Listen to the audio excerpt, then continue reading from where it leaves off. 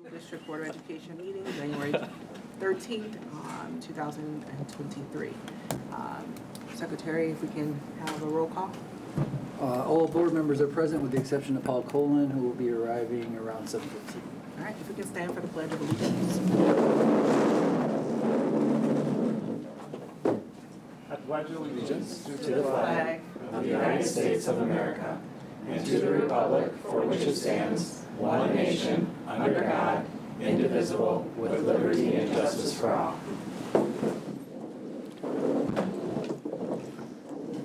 At this time, we'll move on to item number 2, Diversity Assembly Investigation Committee update.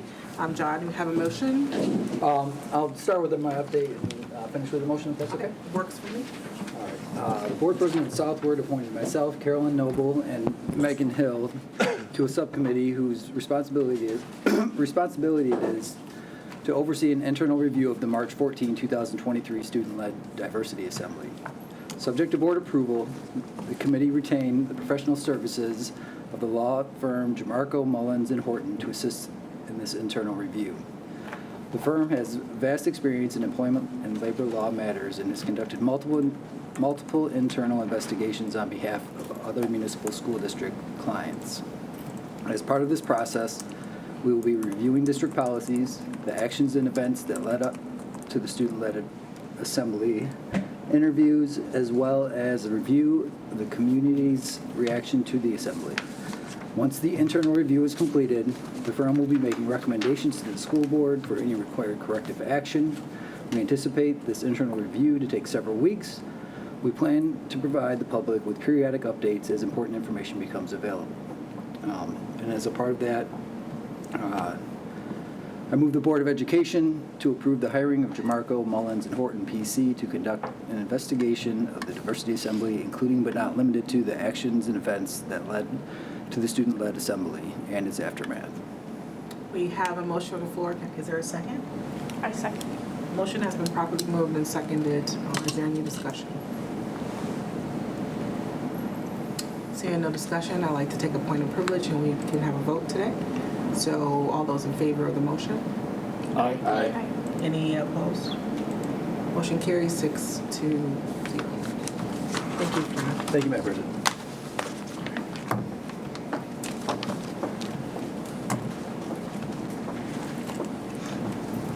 We would like to move on to item number 3, public comments. If you'd like to make a public comment, please complete the public comment cards. Public comment is an opportunity for the public to address the Board of Education. It is not a time for dialogue. In the interest of time, and the Open Meeting Act provides the board that may place limits of time that are allotted to individuals for comment. In addition to making a public comment, you may also email the Board of Education at any time. Any comment that contains profanity, threats, or defamatory remarks, or in any is directed at any person not employed by the district or a member of the Board of Education in their official capacity and related to the role and responsibilities for which they are employed or served, is or otherwise exempt from the First Amendment protection and will be excluded from the public comment. If you are speaking on behalf of a group or an organization, please identify who you represent.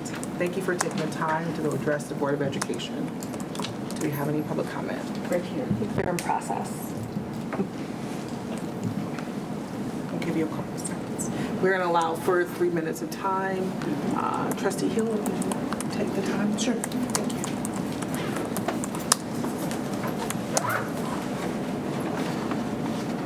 Is this the time to do it? 3 minutes. Oh. Where do I give it to you right here? Okay. Thank you. No. It's okay. Where do you want us to present?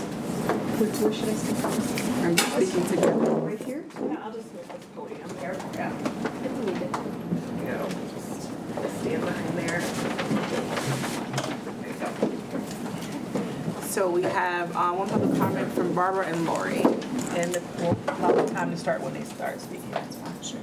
Thank you so much for allowing us to speak. And my name is Barbara Weinberg Bearfield. I am a second-generation Jewish American. My children are grown. They don't go to the school, but I think that some of the issues about the diversity are universal, and I want to speak to that as a member of both this community, the Metro Detroit community, and as someone from Jewish Voice for Peace, which is a national organization, one of the biggest Jewish organizations. It's not just Jewish, it's diverse voices that speak out against anti-Semitism and also support equality for Israelis and Palestinians. So after the assembly, the diversity assembly, that kind of triggered a lot of controversy, we decided we wanted to speak out in support of Huwaida Araf and the students and their right to organize an assembly and present speakers. And we put together a petition, and it's called Bigotry Comes in Many Forms. We oppose the targeting of Huwaida Araf and the silencing of the Palestinian narrative with bogus charges of anti-Semitism. This petition went out a few weeks ago, and within a few days we had hundreds of signers. We now have over 1,000 signers and organizations representing thousands and thousands of people, including the Jewish Voice for Peace, Rabbinical Council, which is over 50 rabbis. We have rabbis who have signed this petition. We have ministers. We have representatives from all religions, from social justice organizations, from legal organizations, including the National Lawyers Guild. And I actually made only 3 copies, but I can I have copies of both the petition and the 1,000 signers. And I'd like to read a tiny bit of this. And I also have this. Actually, we have enough of this. I can hand this out. This has a QR code to the petition if you'd like to look at it on your computers. So the petition basically said, we the undersigned are extremely concerned about the recent attacks on Huwaida Araf, a highly respected Palestinian American civil rights attorney and longtime human rights activist. It is clear that these attacks are politically motivated attempts to discredit Huwaida's message and silence all advocates of Palestinian rights. It is dangerous and we must not tolerate it. Smears and lies have been widely hurled at Huwaida and death threats to Arab and Muslim students. So we're really concerned about this. Okay.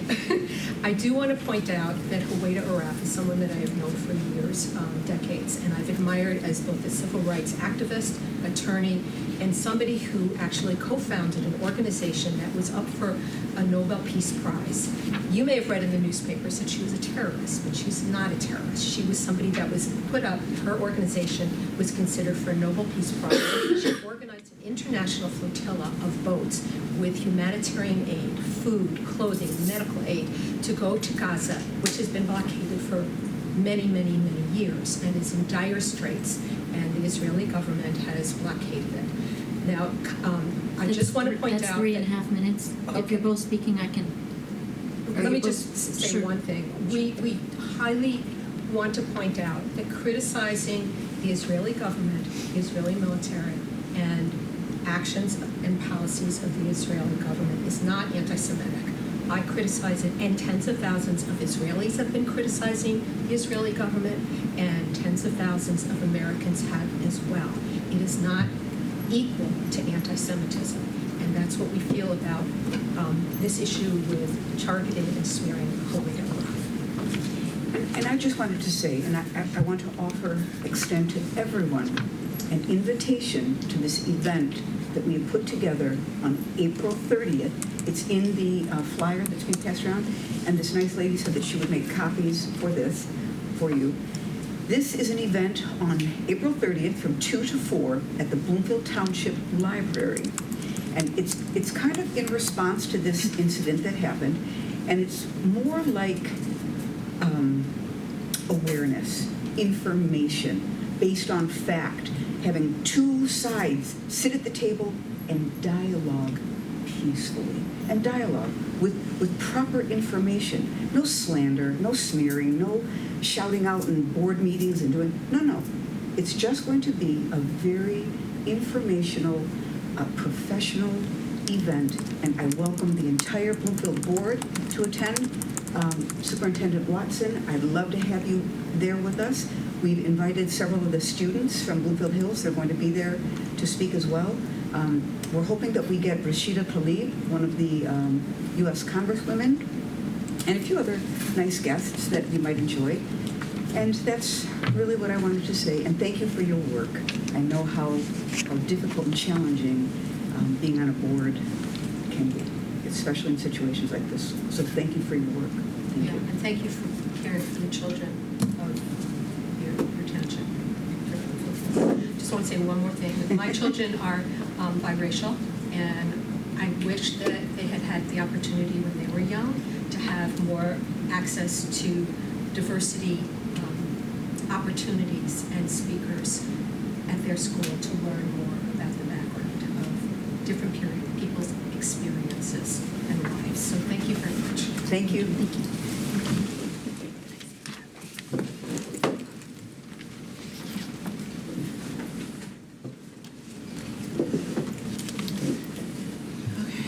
So we're moving from public comment to item number 4, study session agenda A, healing and response plan. Superintendent Watson. Thank you, Dr. Southward. So based on the plan that was shared in the board update last week, I just want to pull out an update, everyone, on some of the action items so you kind of know where we're at with some of them. So one of the action items, respond, investigate, and address all reports of tape post-assembly, and we'll continue to address those reports. Update, since March 23rd, there's been one reported incident since March 23rd. Action, continue to offer and prioritize restorative conversations in the form of listening circles, small group discussions, and one-on-one meetings with students and teachers. The staff have continued to meet with students, whether it's a counselor or a trusted staff member or the social worker with students as needed. Action, administration will work with teachers to identify authentic opportunities within course curriculum to participate in civil discourse and productive debate. That work has already started, and then it's in the guise of doing it within the curriculum, so it's not a standalone. It's something that would already be covered within the curriculum. Action, BHS faculty review various opportunities or experiences that promote the understanding of global perspectives and are available locally, tied to the curriculum, and make recommendations for participation. That work is continued, started, and is continued as well. Action, provide resources to staff on identifying anti-Semitism and Islamophobia. On April 21st, we will be having a workshop with teachers on identifying anti-Semitism. And then on April 26th, a workshop with the high school staff on identifying Islamophobia. Action, identify opportunities to further cultivate faculty global perspectives with curriculum-specific training regarding the facilitation of difficult topics. Initial conversations with the Zelman Holocaust Center on how to use the resources, as well as connections with other local museums, including the Arab American Museum and Charles H. Wright African American Museum, have been held. Initial conversations with the Interfaith Leadership Council. Another action item, work with the Interfaith Leadership Council on ways to further collaborate beyond the current Religious Diversity Journeys program. There's an agreement in place to pilot a high school version of the Religious Diversity Journeys program next year for 100 students. This will be the first time this has occurred, representing students from Bloomfield Hills High School, IA, and Bowers. We've started the process of identifying teachers that will support the development of this pilot with the Interfaith Leadership Council. We've also started the process of identifying opportunities for clubs and/or classes to utilize resources through the Interfaith Leadership Council for 23, 24, and beyond. Those are some of the most recent action items based on the plan that was shared in the board update. Dr. Southward. Superintendent Watson, are there any questions about the proposed plan? I do believe the goal is to share this with the community on Friday with the announcements if there are no board questions or concerns. I have one question. Yes. So I don't know which item number it was, but it was talking about having the phase 2, second item. Having authentic opportunities within course curriculum to participate in civil discourse and productive debate, which I think is good.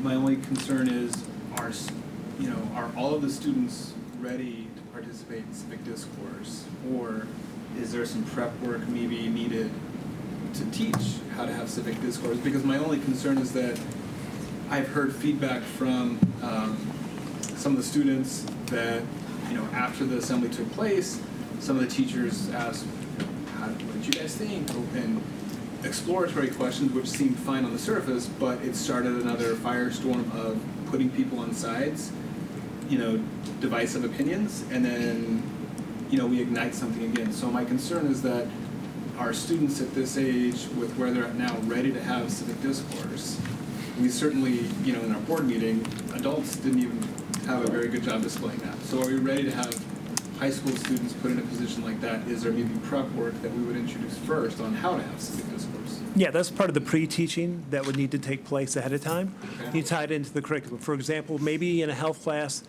after you teach what civil discourse is, what does it look like? What does it sound like? How do you participate in it? Maybe the topic is around vaping and the flavors of vaping. Should manufacturers be banned from having flavored vapes? Because they tend to appeal to the younger group. If I was teaching U.S. history to a freshman, sophomore, or junior class, maybe the civil discourse is on World War II and Harry Truman's decision to drop the atomic bomb. Is it war atrocities against humanity, or did he make the right decision? Because it probably saved potentially American lives in the long run. So we want it to be part of the curriculum, but that pre-teaching piece about how you go about doing it will have to lead into it. Okay. Yeah, when I read it, it sounds great. My concern is just that, based on the student feedback already, I wouldn't want to reignite, Correct. more battles. And forcing kids to pick a side, and then we kind of just say, well, here it is, we just ignited the firestorm again. Right, and that's why it's also important to make it part of the curriculum, Yep. things that we're already teaching within the classroom. It's also a really important skill, to be able to debate and to have conversations about things that maybe you and I disagree about, and to come from a place of trying to understand and to learn how to be an active listener, which will be part of this as well. It's important. So often, we all do this as adults. I'm waiting for you to finish so I can tell you what I want to tell you. And I haven't really absorbed what you're trying to share with me so I can give my feedback. So those are important skills as well. And part of that work will also be done on the Professional Development Day coming up on the 21st as well. Okay. Sorry, Trustee Southward. No, you're making, this is our.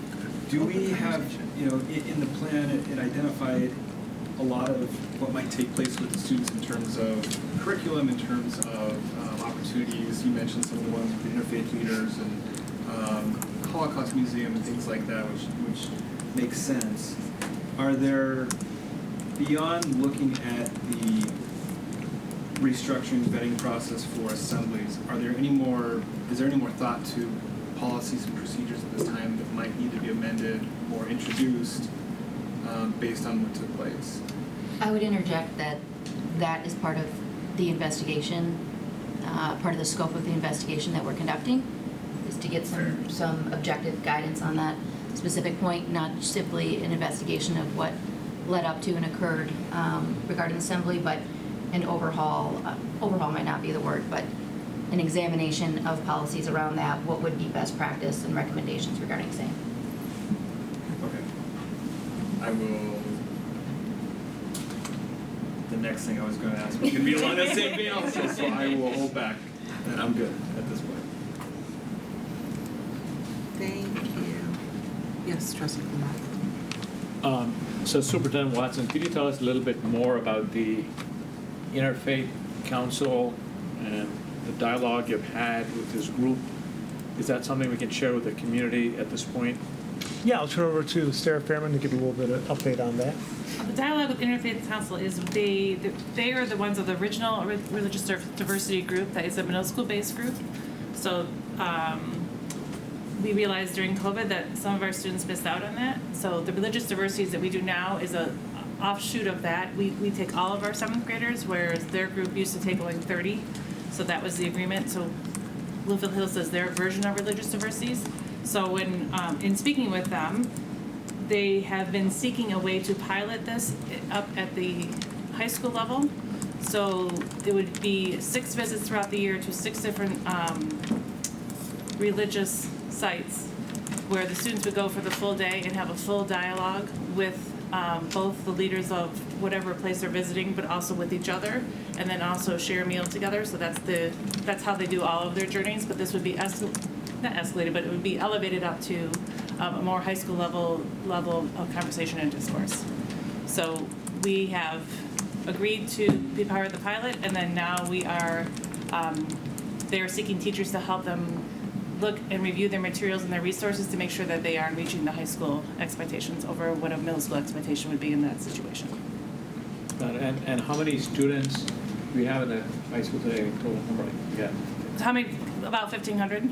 So this would be 100, and they would be most likely from 9th, 10th, 11th grade, and they would apply to participate in the journey, or in the journeys. It would require parent permission. It would be optional, so a student could opt out if they weren't interested in participating. Okay. Yep. And so we're going to pilot it with 100 students? Correct. Okay. And then the idea was you would scale it up to offer to additional students after that? Well, Potentially, it depends on, if they're because if they're interested. So part of when they do their religious diversity journeys in 7th grade through the Interfaith Council, not through the Bloomfield Hills, there are 30 students from each district or each school that were brought together. So they bring in students from different districts together. So the dialogue is not just about the Bloomfield Hills experience, but it's a larger experience. So the goal would be we're going to pilot it, which we are lucky enough to have this pilot where they're just going to do it with just our Bloomfield Hills students. And then next year, they will expand it to other districts being invited in as well to make that dialogue even more rich. So we would like to keep it at 100 for us and then add others to it. And the plan is to do it before school ends in June, or? No, This this will was be in all the next fall. year. All of next year? This is a new program. They're just rolling out. Okay. So they do it once a month. They just don't do it in generally January and February due to constantly being canceled for snow days. Like every time they picked a religious diversity day, that would be a snow day. So it is generally October, November, December, and then April, May, and June. Or March, April, May, and June. Got it. Would we have time for a follow-up question? What's our plan, Pat, for getting teachers or educating teachers, making them more aware of such issues? So on April 21st, we have Carolyn Norman coming in from the Anti-Defamation League. He'll be working with the staff on identifying anti-Semitism. And then the 26th, I believe, let me double check my date. April 26th, we have Dr. Khan from Wayne State University coming in, working with staff on identifying Islamophobia. So those are the two people that will be leading those trainings with the staff. And that's all of the staff, right? All the high school All staff. the high school That staff. is correct. Okay. Yes, sir. And then is there any plan to train middle school teachers and staff after that? So once we get through the initial part, if you look at September and moving forward, we'll go back to phase 2 and 3 and see what we need to continue to do and where we need to continue to build out. But the first group we want to make sure we get done is the high school staff coming up this month. All right, thank you. Is there any other discussion? Okay. Thank you, Pat. Thank you, Dr. Southward. Move on to item 4B, formation of a community outreach team. Trustee Fowler. Thank you. So we talked a lot about before in our board goals about board liaisons, and one of the items that came up that I put out there originally was restoring or bringing about a new form of what used to be called, I think, the Community Partnership Committee, with the goal of engaging with our community, with bringing people together, with having dialogue with them, and especially on topics like this. You know, since what we had with the assembly and the aftermath, you know, we witnessed at the board meeting, unfortunately, a lot of you know, diverse opinions that were upset and frustrated, and you know, feeling like people weren't being heard, or people maybe didn't know how to navigate a discussion properly. And it was unfortunate that we didn't really have a good resource at that time. You know, we had a way for everybody just to vent, and then, you know, we go on, and here we are at the table working on these things which are important, but the community, I think, is critical for all of this. You know, our students watch our community. Our students are always watching adults, and it's important for us to make sure that we can help them, that we can have them mimic the kind of behaviors we would want, and also solve some of the problems that the community might have that oftentimes we just don't connect with enough. We hear it, in passing via an email or via a text message, but having some kind of way to connect with them is really the thought behind this. So, a place where they can voice concerns specifically now with this topic of what's happened with the assembly and the topic of diversity. I worked with Trustee Colin, who's not here yet, but we talked with a group called Brave Rangers, who specifically is tasked with taking diametrically opposed viewpoints, whether it's political or anything else, getting them into a room and either teaching civic discourse and how to communicate effectively, have proper dialogue, and eventually, be able to exit that room reaching common ground, finding things that we can all agree on. There was one such workshop they did about gun reform law. You have people with very different viewpoints on guns and what we should do with guns, and yet they were able to go through multiple sessions, come out, and have policies that everybody could agree on. And I think examples of things like that are things that not only students would benefit from, but our community would benefit from, having ways for them to interact. So I'm proposing, and I guess it's already on the agenda, but either restoring the community partnership committee, or if we want to call it a team, or whatever it may be, it doesn't really matter to me, but having a goal of working with the community on topics like this, where we get their ideas, where we get their feedback, and we introduce opportunities that can benefit the students, benefit the community at large. And that would be one of the first goals.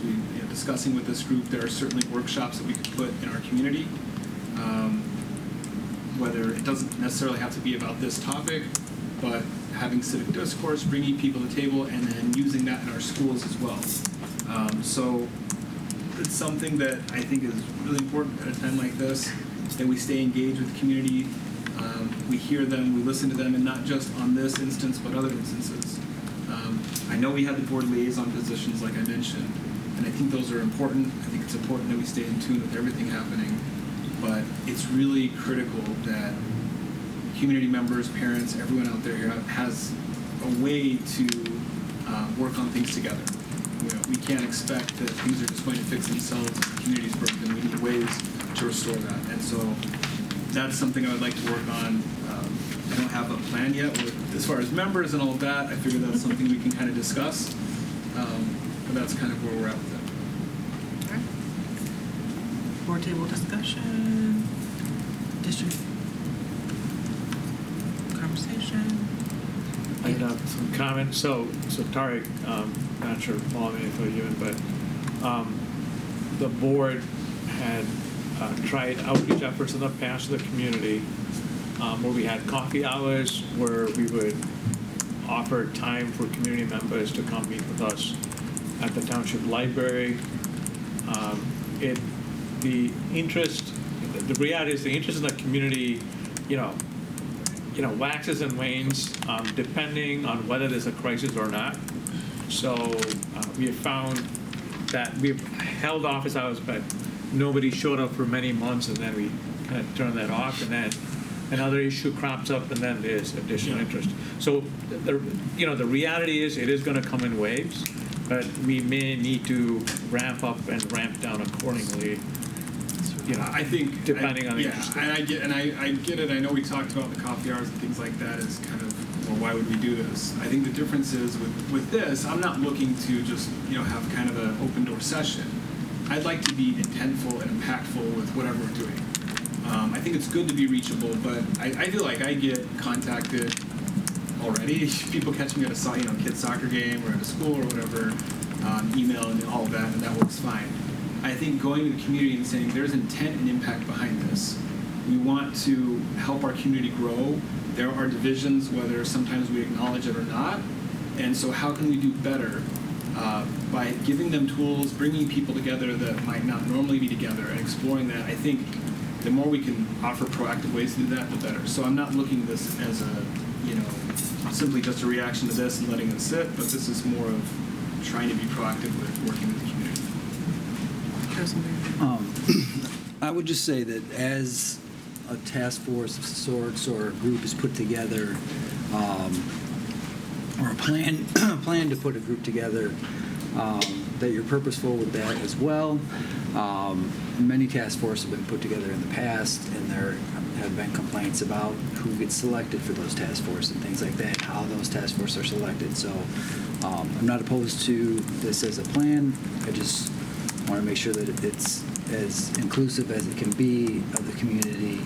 Now, obviously, you can't help that certain people want to volunteer for everything and certain people don't, so you can't force people to show up that don't want to, and you can't really.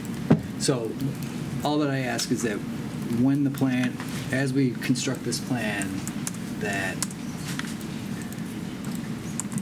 we attempt to get as many different voices as we can, as opposed to the usual task force. Yeah, it's a great point. Similar to other things we put on the past where we had safety presentation at the high school, and you hear people ask for it, and then we don't get enough in attendance. So I really want to make sure we're connecting with the right people, whether it's faith-based individuals, whether it's academic professionals, people with different viewpoints that can help out with this. I'm going to make an issue to nudge them very gently in the right direction to want to help out with this, because I think we want to cover a diverse amount of people, both in terms of who they are, what they represent, what their skill sets are, and then make this something that's not just a casual thing that people come every now and then. I really want it to be more of like a task force, that we have objectives and we have things that we come out with and can share with the community and say, here's the impact that we did. So understand the point completely, and we'll certainly make sure we have a diverse range of people included.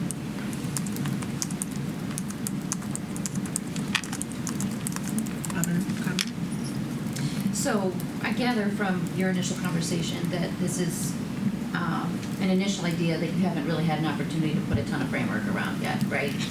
So I think we understand your intent, but in terms of how it actually plays out is to be determined, and this is just an initial conversation, and we're nowhere near being able to reach a conclusion on the details Right. or being able to feedback on the details. Yeah. Okay. Paul and I have been scrambling a little bit to reach out to groups and see what would, supplement us in terms of help, and then with that, the idea to have a committee that would, or a task force, or whatever it is, to be responsible for taking care of things like this continuously. But no, we haven't selected people. We haven't figured out how often would they meet, those kinds of things. I think that's TBD, but that's what we're working through right now. So just a very short, brief conversation that Tara and have had, and I think this is a great step in the direction of building that community with individuals that reach out to us a lot, but there's some things that we can do to not just continue to heal, but I think also grow together as a strong group that heals the school district. So I think, thank you for that. Trustee, did you want to add anything, or anyone else in the room wanted to provide any perspective? Okay. We look forward to what you and Paul have to present moving forward. Okay, 4C, Board of Education Council discussion. Trustee? Sure, I was planning on using this as an opportunity to make the motion for approval of the new firm, but we ended up doing that anyway. So I think that's, it's been partially resolved for now. I've had individual conversations with each board member. We acknowledge that there is a need to address this issue relative specifically to the assembly. We've created a plan of action that is now put in place. We can now officially engage the firm, and we can move forward with that.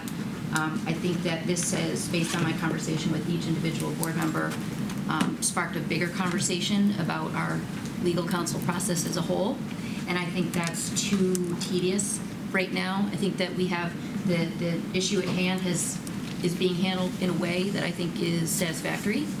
I think in order to address this issue more in depth would create too much of a distraction from some of the other needs of our students and teachers right now. So I think the preference that I've discussed with some of my board members individually, we can get a consensus is that we'd like to move this until the end of the school year. We'd like to get this through the end of the school year. So I guess it's not really a motion to set it at a later date. I'm noting simply that that will be the intent to move it to the later date, but for today I'm asking that it be removed. That's not an implication that it's resolved. So maybe just any other discussion besides we'll add it to an agenda item when we're ready to discuss later. I think we're looking at late June, maybe July, that we dig into this a little bit more. It's a bigger conversation that we want to have, and I think that we have teachers and students that have more imminent issues that we need to address as a board. So I think that personally, I would like to see it put off until summer. I'm not sure if any other board members have an objection to that. Any other comments? Works for everyone. Thanks for that. Okay, so Superintendent Watson, item D. Yep. So freedom of information, FOIA fee appeal. I'll turn it over to Mr. McDonald. So we received a FOIA fee appeal. We have the information on that. So that appeal then goes to you as a board. It's something that you could determine today. It's not something that needs like an official motion vote per se. It is our common practice and within the law of FOIA to charge when the searching for, locating, and retrieving of, as well as the review and redacting of the documents would create an undue expense to the district. So generally it's over $50 when we have that. And so the individual making the request has asked for a fee appeal. What was the basis for the appeal, the fee appeal? The basis that they provided was that it would be in the interest of the public. And generally that's what all FOIA requests are, in the interest of the public. FOIA provides that the fee appeal would be due to an excess fee. I think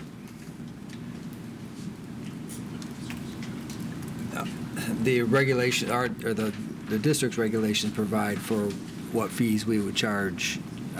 Is that correct? That's correct. Okay. And we charged our normal amount? This was the normal amount, yes. You want me to continue? Yeah. I don't have it.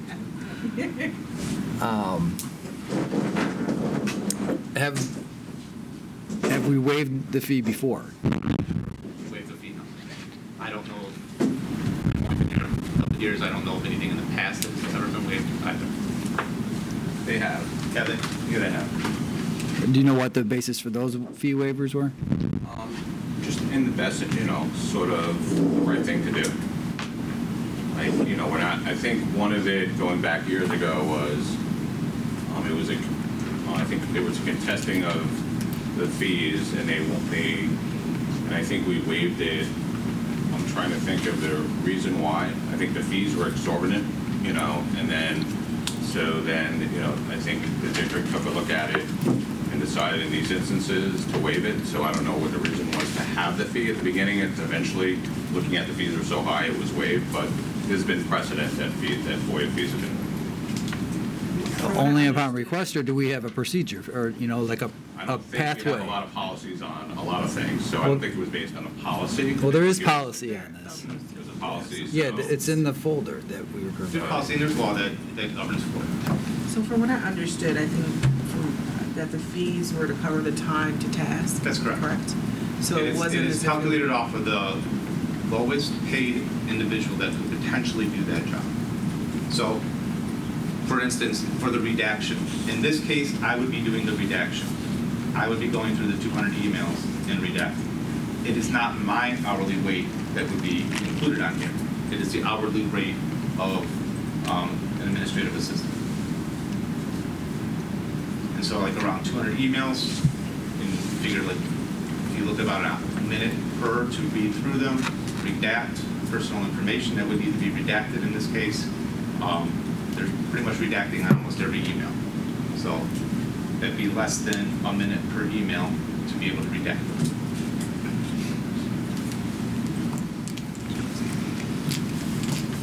I apologize, obviously, I just got here, so,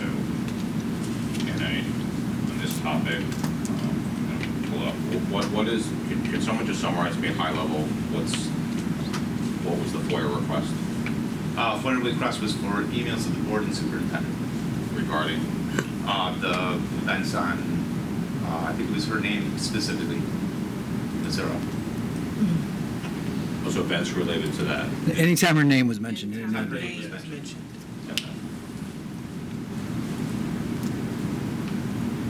And do we have any idea what the purpose of the request was, what the follow-up was?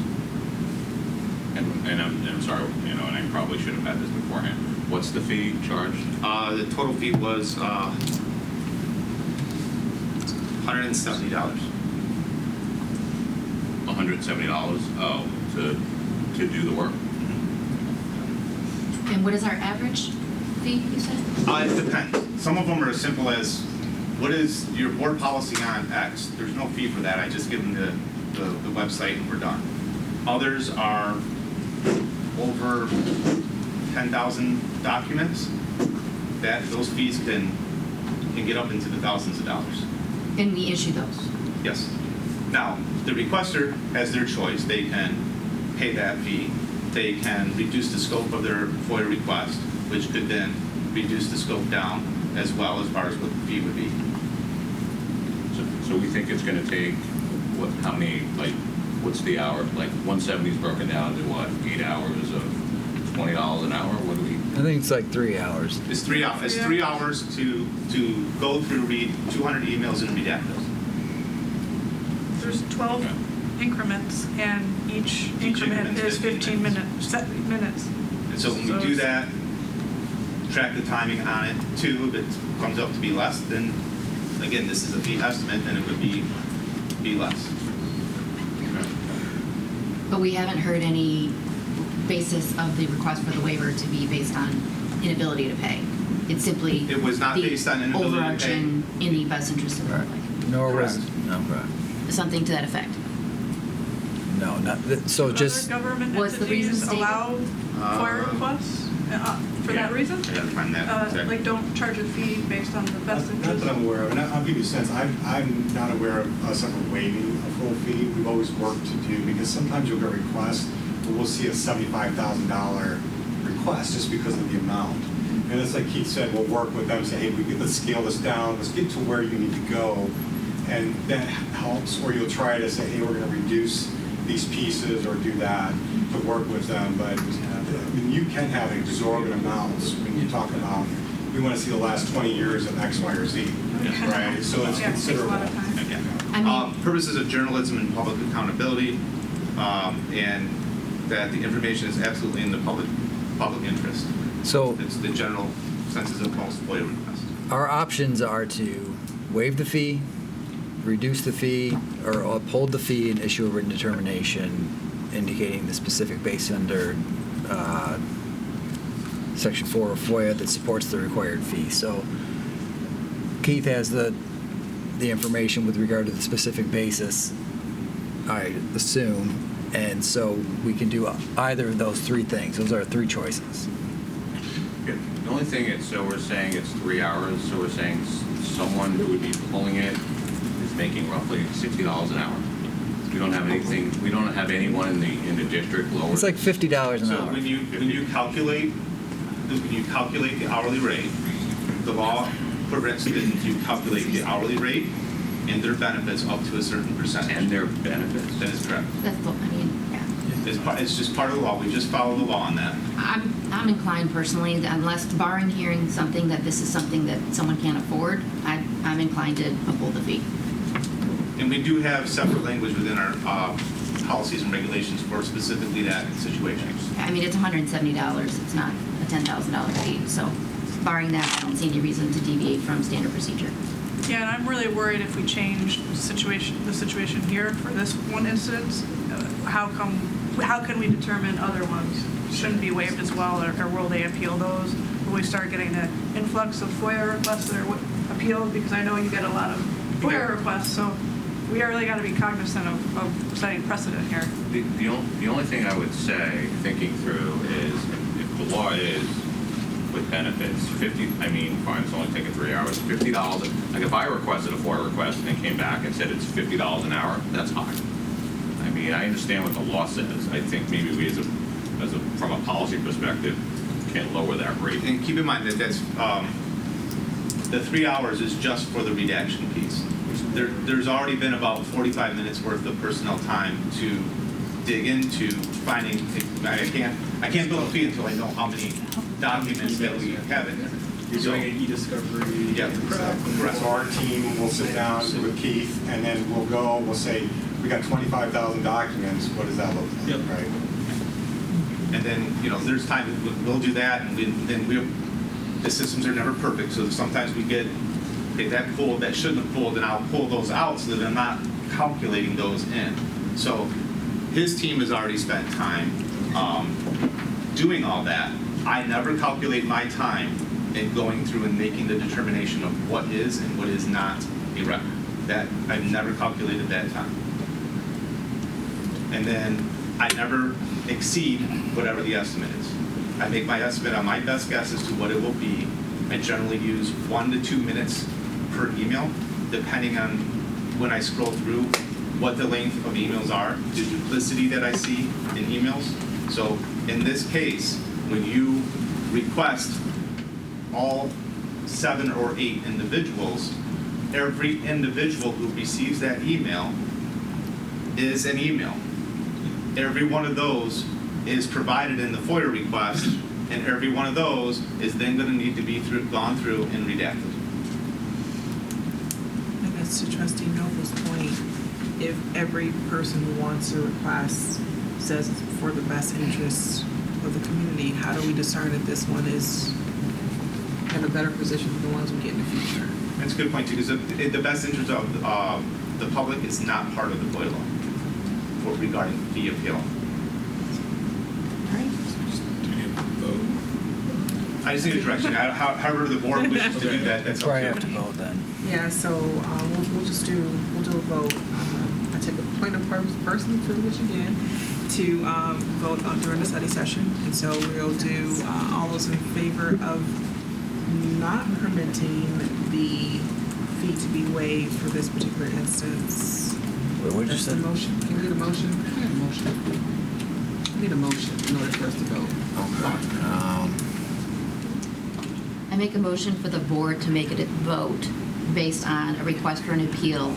If you're voting no, you're voting to uphold the fee and not waive it. If you're voting yes, you're voting to waive it.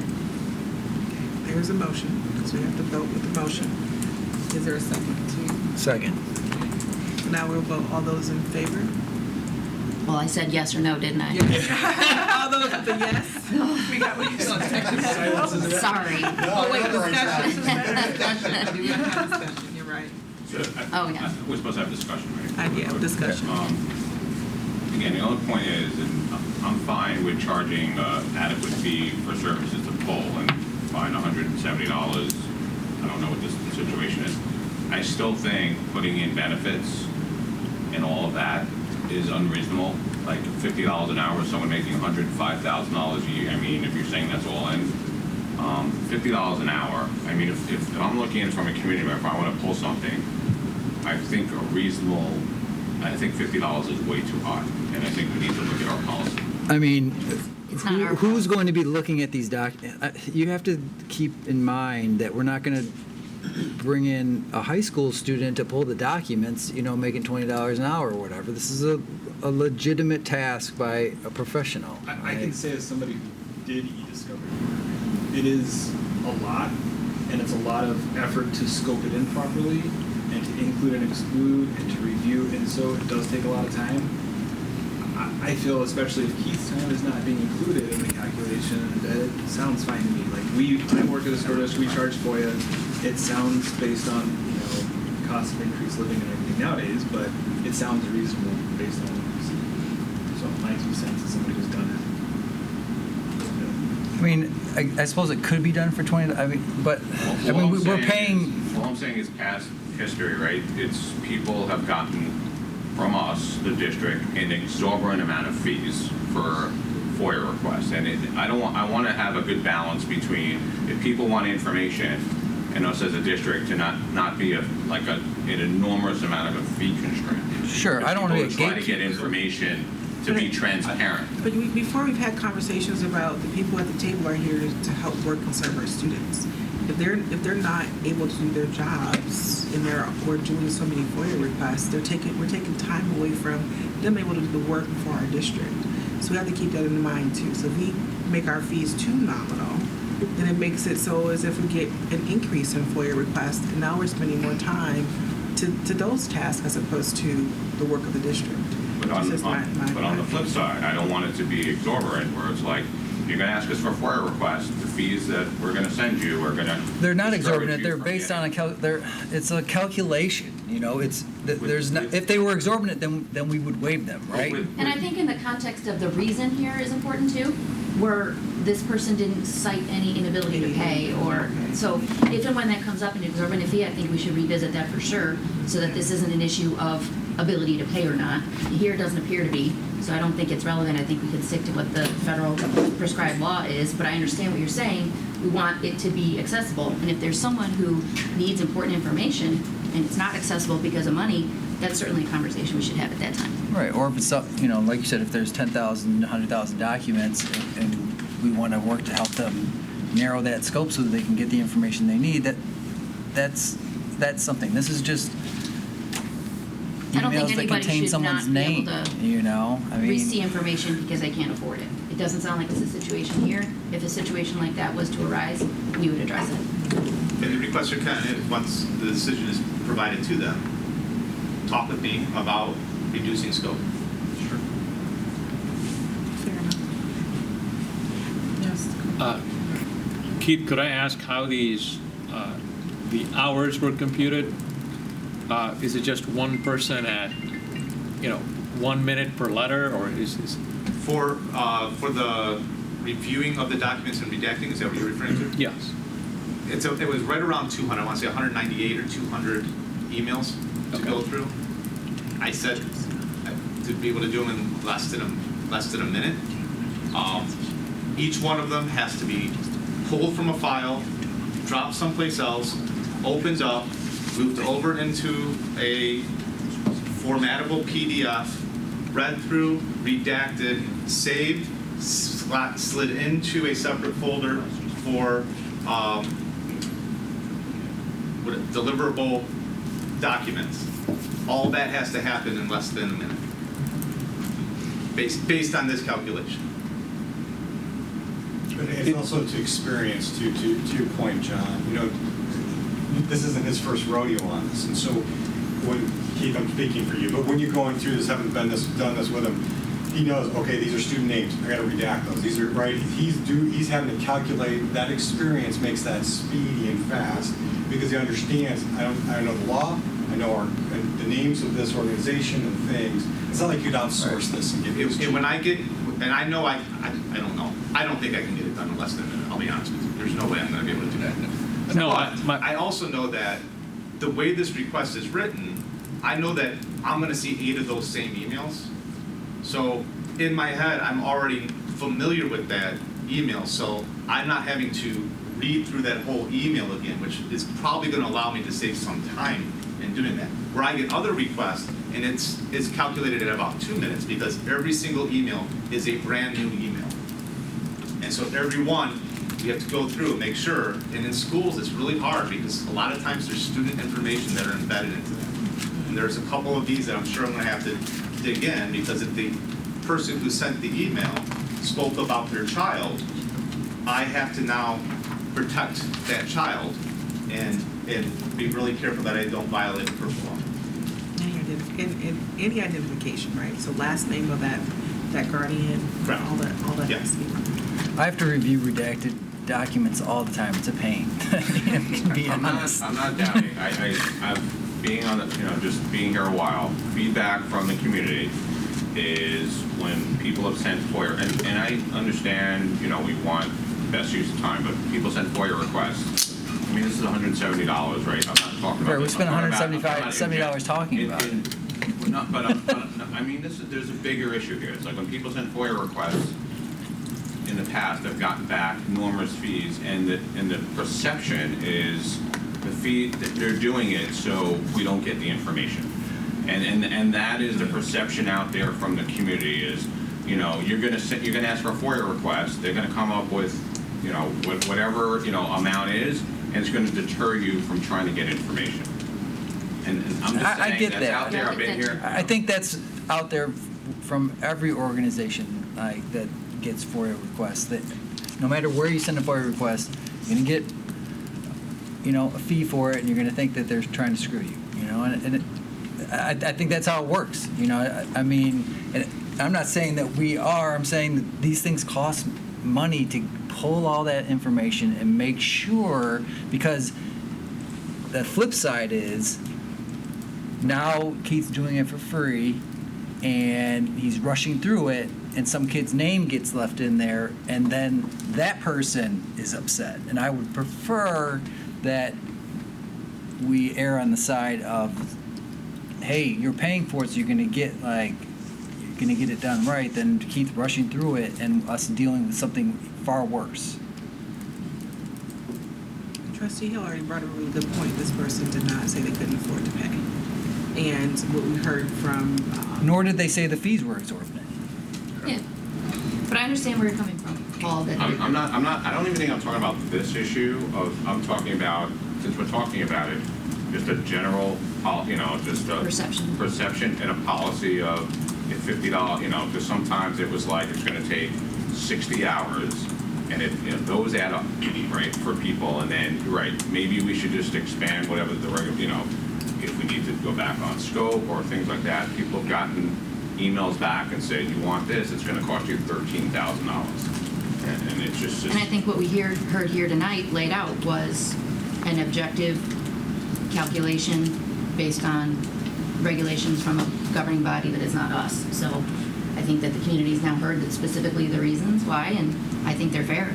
And we've got two things. We've got number one, Keith can always say, well, your request was so broad, let me help you narrow it down so I can help you get. And then number two, we've always had the luxury of going back and deciding on a case-by-case basis. If there's a need to have the fee waived or reduced, we can always decide that as needed. So I think the community should know that the desire is not to hide information, right?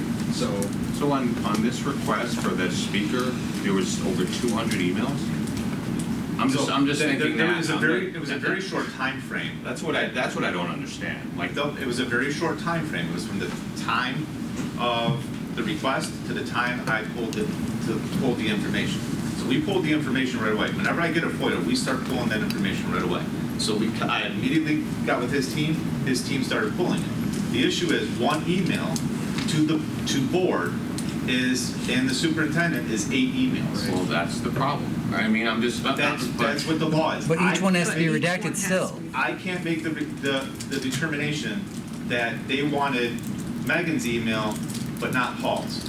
I have to send that same email that went to Paul and went to Megan, because they're all individual emails. So to the point that we're discussing here, and you should go back and say it's going to cost I do, $70. yes. And have you said to them, I can limit your scope? If you Not yet, eliminate... because they asked for a fee appeal. Okay. So I don't want to interfere on a fee appeal by talking to the individual first. Okay. They immediately ask for a fee appeal. I go through the process of a fee appeal. When I give them the information, if the fee appeal is denied, then I'll let him know that. I'll ask him to speak with me.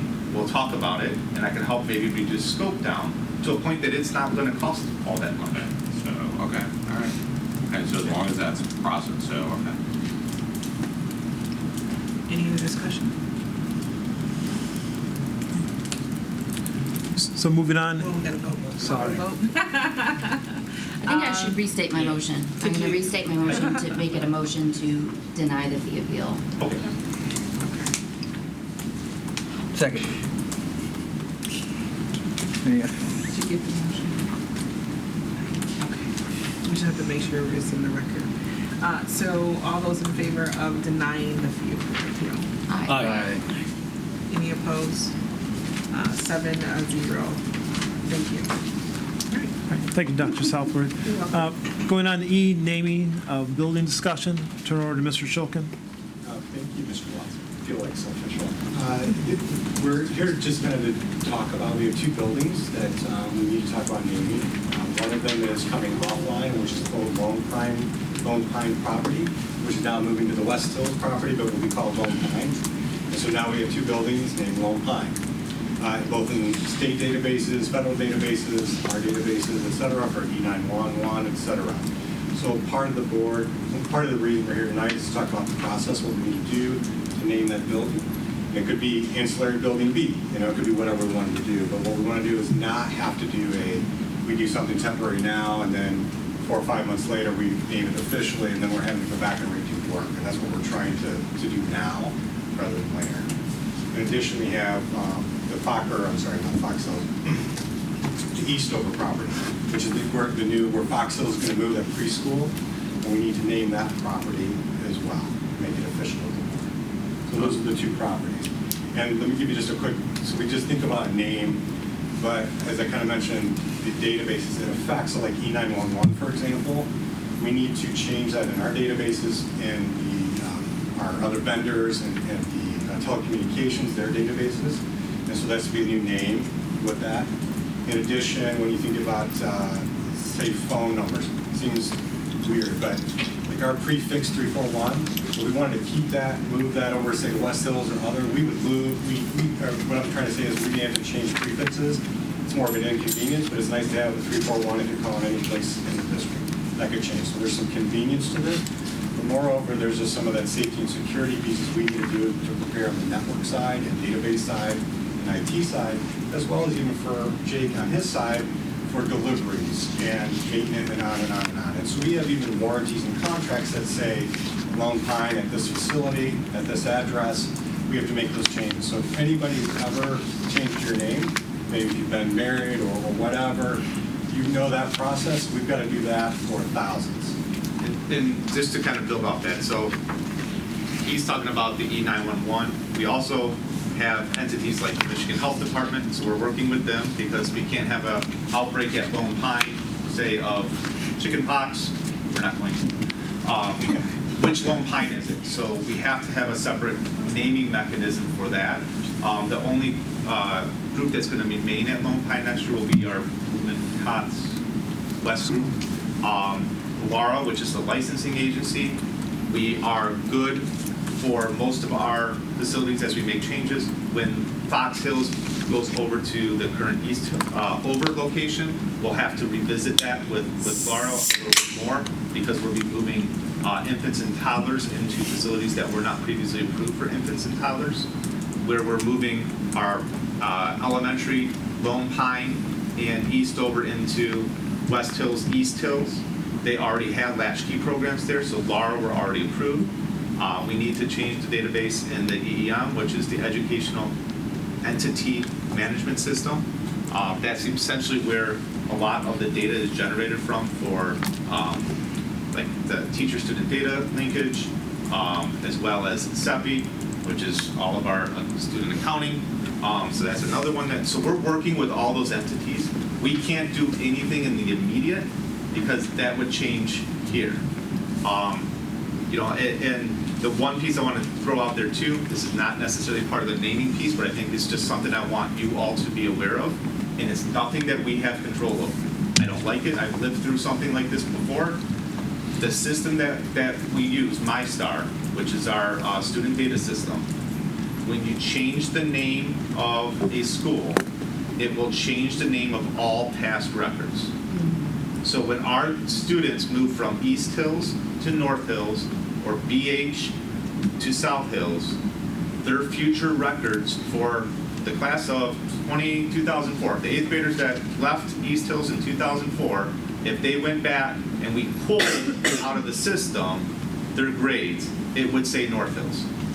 So we have no control over that. The system allows for one name, and the date does not drive that name. So we can date drive data, but we can't date drive the name. So it's a nuance of that system, and I just wanted people to be aware of that we've had that conversation. There's nothing that we can do about it, but that may come up. Very seldom do we get requests, though, for past student records for middle school. It's mostly high school. Keith, just a question, maybe I missed this along the way of the bond. So is East Hills now becoming Eastover? That's correct. And obviously West Hills is becoming Lone Pine? Yeah, we voted on it. Did we? I guess we did. Yeah. I don't remember, right? A lot of things have happened. About the bond. This is the least of the problem.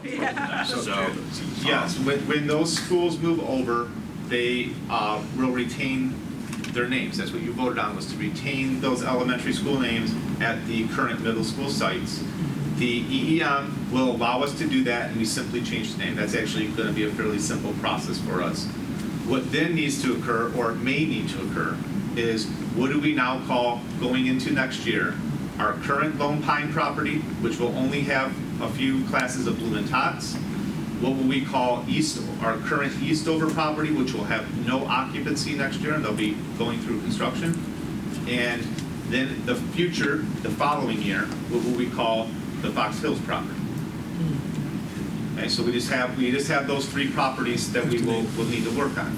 It can be as simple as we want to throw a banner over the top of the current sign block out there, future home of, so at Eastover, current Eastover, we wanted to throw a banner over the top of the hardscape sign, future home of Fox Hills Preschool. We could do that. If at the current Lone Pine, we could just put in there. We could take the sign down, we're gonna take the signage off the building, so it's not too confusing. Lone Pine eventually is coming down, right? Yep. Nothing's in Fox Hills, right? Those two, nothing's there. Right, so that was the other thing we talked about, like how do you really want to name a building and go through a process of naming a building to tear it down. So Eastover should be Fox Hills, because that's where Fox Hills is going. And those two, whatever is decided, whether it's Lone Pine, North, whatever, just something added to Lone, whatever's simple. It could be very simple. It could be Bloom and Tots. The current Lone Pine next year can just be Bloom and Tots West. So, For the year. I agree with what you're saying, except for the fact that that entire subdivision where Fox Hills is called Fox Hills. I was going to say the same. So it'd be kind of confusing. Whereas Eastover is the name of a street, but not the street that Eastover is on, and also the name of, and also the name of like some pioneer or whatever that had. I think because those farm over there. locations are becoming preschool buildings, a conversation that Ms. Hempton and I have started having with our supervisor of preschool is around the branding and marketing of our preschool programs and what that would look like, and then bringing that to the board at a study session for a conversation, and then looking at a survey to the community similar to what we have done in the past around both South Hills as well as like logos and mascots, with board input and opinion on kind of what you would want on that survey for names, and then it would come for an official vote. But it's really just, to John's point, it's really just east over Fox. Like it's the preschool new location, right? Correct. Which doesn't make practical sense to call it Fox Hills because it's not at Fox Hills. The other two properties are coming out. We had been talking about, Blooming Preschool, potentially like West, Blooming Preschool, East, for example, Blooming Preschool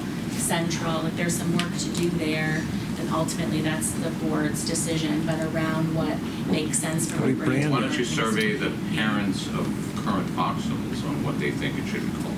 And at the board direction and in conversation with what you would like to see those spaces or what options we would like to give to those communities, we can certainly perform that task.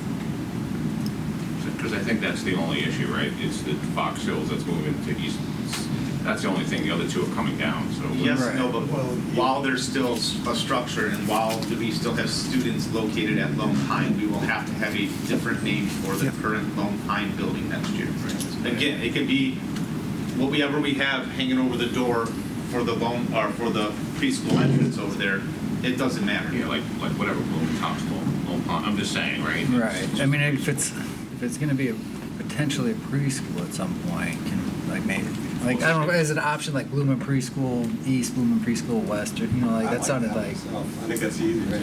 How do we brand it with our other Personally, as a schools? user of the preschool currently, I think the name is too long. People are always like, Fox Hills, Blooming Tots, there's a Blooming Tots over there. So I don't know if this is helpful information, but I think it should be cut down, maybe the name possibly. So what do you think, Karen? What do you? Well, me, Lone Pine since West, I or- use it, I should name it, don't you think? I'm kidding. Okay, we're taking donations on that too, so just. I got a legacy. Oh, I mean, Eastover Yeah, I'm is donating. on Westview, so you could call it, just name it after the street, like everything else. And Westview, I don't know the history. I don't think it's actually a name. Eastover is actually a name, which is why it's called Eastover as opposed to, like, why is Eastover on Westview Road, you know? But, Not quite accurate. I would, yeah, I would caution against using any names, you know?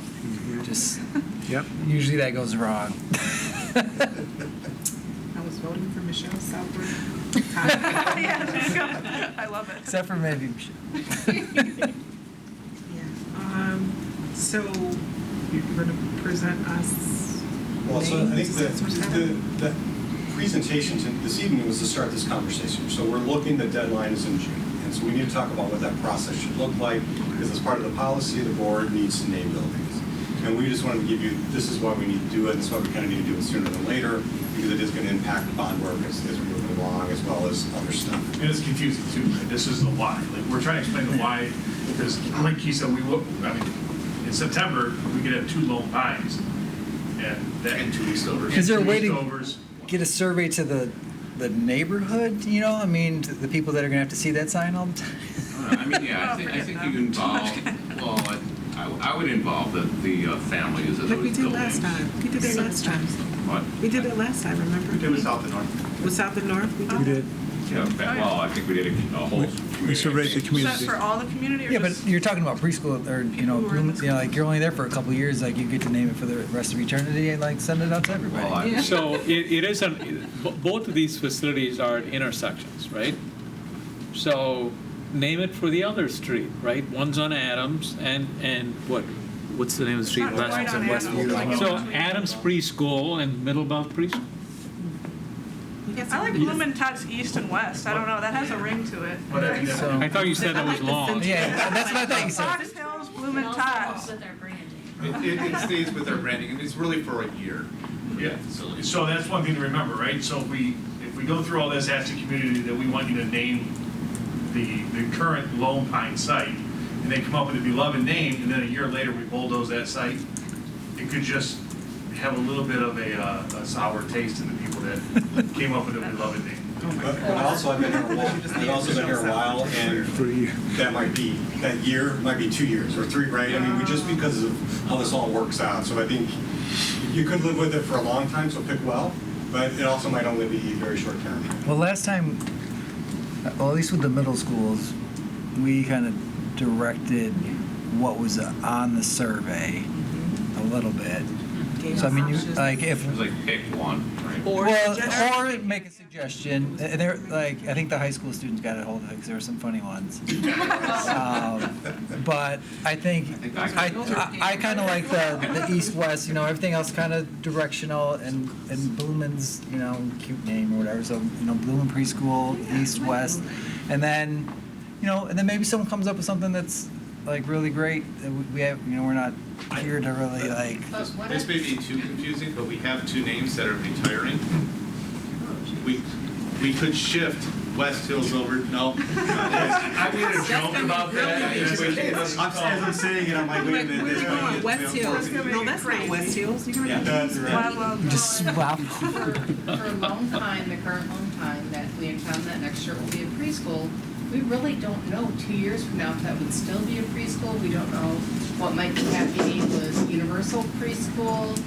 Do we want to pause for a minute and say, do we really want to name it something with preschool on the end, or might there be a different need 2 years from now with that bricks and mortar? Because going through the changes when we change the name, we'd have to do it all over again. And not only everything that they mentioned, there's also a significant impact on the financial system and the human resource database behind that as well. But we do So- have to name it, right? Well, absolutely, we have to name it, but I just caution and say, we might consider pausing. Do we want to give it a tagline to say preschool at this point, or might there be early childhood? I don't know. I don't know what the perfect answer is, but just pausing for some thought and consideration. Blooming Tots West School. There you go. Blooming Tots. Well, on that note, if we do get funding from the state for additional preschool, what will happen to the configuration right now that's already in the works? Well, there's lots of conversations, and if it does come through the way that it seems to be going, there would be a significant impact with Great Start Readiness Preschool, to the point where we would more likely than not need to utilize the whole Lone Pine site. And so fingers crossed that everything that's being positive and put out there, it would help out our families. There's lots of great things, but it's just not formalized yet.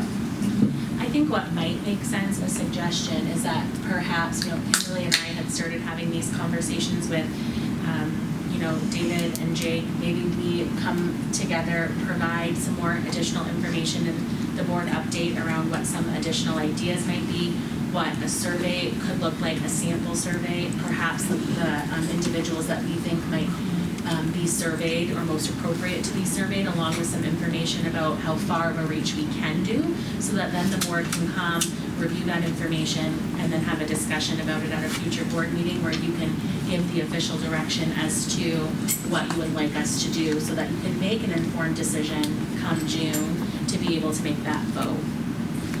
Just a suggestion. If we are not occupying the current Eastover building with students next year, do we have to have it in the E911? We did. Because What if there's a fire? You Asterisk, still because probably have to have it there. it won't be occupied with but students, but It's a district-owned property, isn't it? yeah, it's a great question. Okay. I don't know the answer. I was only asking because if we wanted just to kick that naming down the road. There's we still could. going to be We two could put locations named of our- Eastover, and if there's a problem at the actual Eastover, it's going to be terrible if they head to the old Eastover. Yeah. Yeah. So we need to change it. We need, absolutely, Yeah. 100%. Yeah, I would hate for the people to go in the wrong direction, because it's not around the corner. Time is critical. Yeah. So, you had a comment. I like the, what did you say, Kimberly? Early education, what did you say? Early childhood center was I think the term you were looking. I thought you said it was the Michelle Southward Early Childhood Center. Yes. MS for short. Doctor. Bloomin' Early Childhood Center, East or West is the name we were working through. TOTS may be something that could signify for different users, different ages of children, and so looking forward to any universal 4-year-old care is what is on our minds as we think about the pre-K experience. As you put together the survey draft for us to look at, that's going to go out. I mean, one thing to consider, right, if we want to brand our name, we should probably have Bloomfield Hills in it. Because, not many communities have preschool programs. So when you're just doing a search on Google, Bloomfield Hills, and a preschool pops up, that could be a destination people want to move here.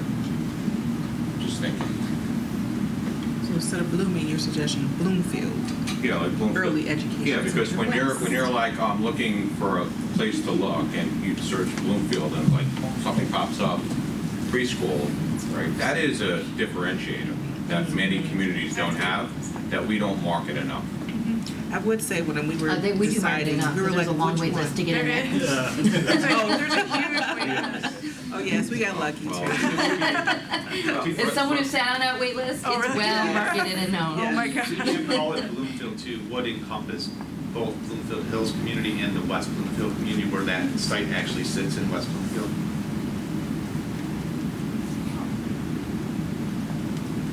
Okay.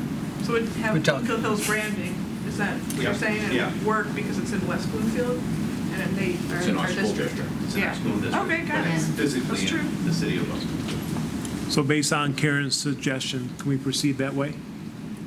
I think so. Thank you. And this, so we're trying to wait till May, or it's just gonna be a May conversation or April? You have to vote on it before June. I know, I was just, I think that probably. May study session? Probably we, Kimberly and I and Jake and David would probably need 2 to 3 weeks to coordinate that work. So I would anticipate, like, not the next board update, but the one following that, you'd have your information. And then you would be able to give the directive if you wanted us to push a survey through in order for that to be complete, for you to vote on it in June. So we are looking at a pretty tight. So we're looking at, so the May 11th is the next study session. Okay, so So that's your. that's our. That's your deadline. Okay. That's our deadline to get you the information. Yeah, just some- At that study session, you'll Yeah. provide the directive And then for we'll us say to push it- a survey out, Yeah. if you so choose. Okay. Is that what everyone's okay with? Thank you, Superintendent Watson and team. All right, so we are on to item 4F, which is Board of Education Committee reports. We wanted to have a placeholder in case there are any updates on maybe your liaison or representative committees that you serve on, so we wanted to provide that space. So, does anyone have any updates they want to share? Yeah. We'll start with Trustee Noble and just go around that way since we'll give you some time to eat your lunch. There you go. Not necessarily eat it, but Okay, well, so I went to the Friends of Bowers Farms, one of my passions and one of the reasons why I ran for this position, although it's ancillary, I'm sure, compared to all the other issues that we go over. But Bowers Farm is having a huge Earth Day celebration this Saturday. I hope everyone decides to come. There's going to be lots of community members there. There's going to be chickens and goats and other things. And so we are celebrating, the earth and how wonderful it is to get close to nature, but also our animals that the school oversees. And it's from, I think, 9 a.m. on Saturday until the, cows come home to roost. So, no pun intended. Yeah. But they're also working on their master plan a little additionally and seeing what else they can do for parking, because parking is a pain. I don't know if anyone's been to Bowers Farm lately, but it hasn't changed for 10 years probably how you park. So he's trying to figure out a way, Alan and his team, how he can make that smoother. So very happy to be a part of that group. But that's my update. Thank you, Trustee Coleman. Well, two things. One, so currently, liaison to the high school. So currently what's going on tonight into the weekend, if anyone's interested, is their spring play. So, I'm going tomorrow night, so obviously everyone in the community is welcome. There's tickets available. So that's from the high school perspective. But what I wanted to give an update on is the timeline for the 2000 to the board and the community. Timeline suggested for the 2023 board intern program. Thanks to Rebecca for putting this together. So I think this is great. Week of April 17th, as a committee, we'll review the timeline. April 24th, we'll get the webpage updated. April 24th to April 25th, April 24th to May 5th. That'll be the applications window where students can submit their applications. It could be anyone from obviously the Bloomfield district, including IA students. IA students that happen to be, that's in Bloomfield. IA obviously has a mix. I think any Bowers student in IA who happen to be a Bloomfield student going to the IA. So that will have to work. Superintendent Watson will have to work with respective principals to get those emails out. Week of May 15th will be student interviews. That will meet as a team. I know last year we tried to consolidate it into one long day. Right, I think it was Siva, right, me, you, and, yeah, exactly. May 25th, committee presents their recommendations to the board to vote, and then we'll have them in place before the school year ends.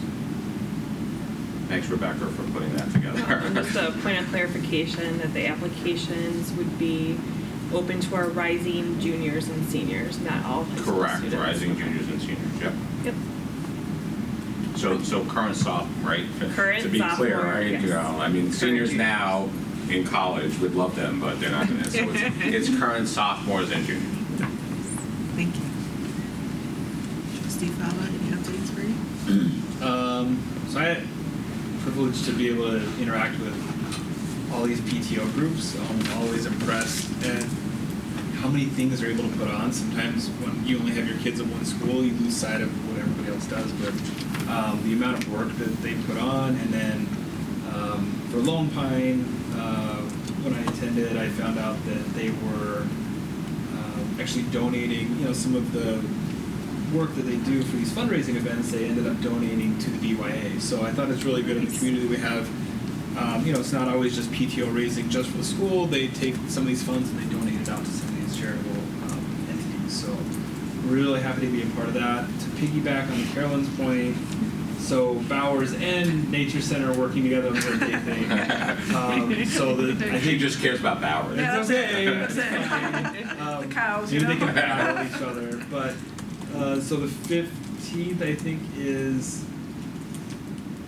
15th is Bowers and 16th is at the JNC, and they're doing similar things like eco-friendly pop-up shops, partnerships with like Cranbrook, Friends of the Rouge, Wild Ones, and things like that. So if you guys go to both, great.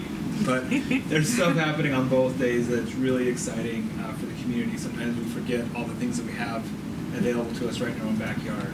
So I've been really happy to work with the JNC group on those efforts. Trustee, Yeah, I would say that I interact most obviously with, not obviously, but with Way Elementary.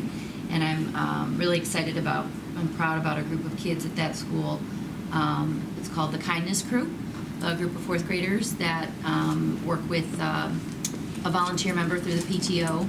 And one really cute, great activity they recently did is the Kindness Crew wrote a letter to every kid over at Eastover who's going to be coming to them at Way and introduce themselves. Hi, we're the Kindness Crew. We can't wait to see you.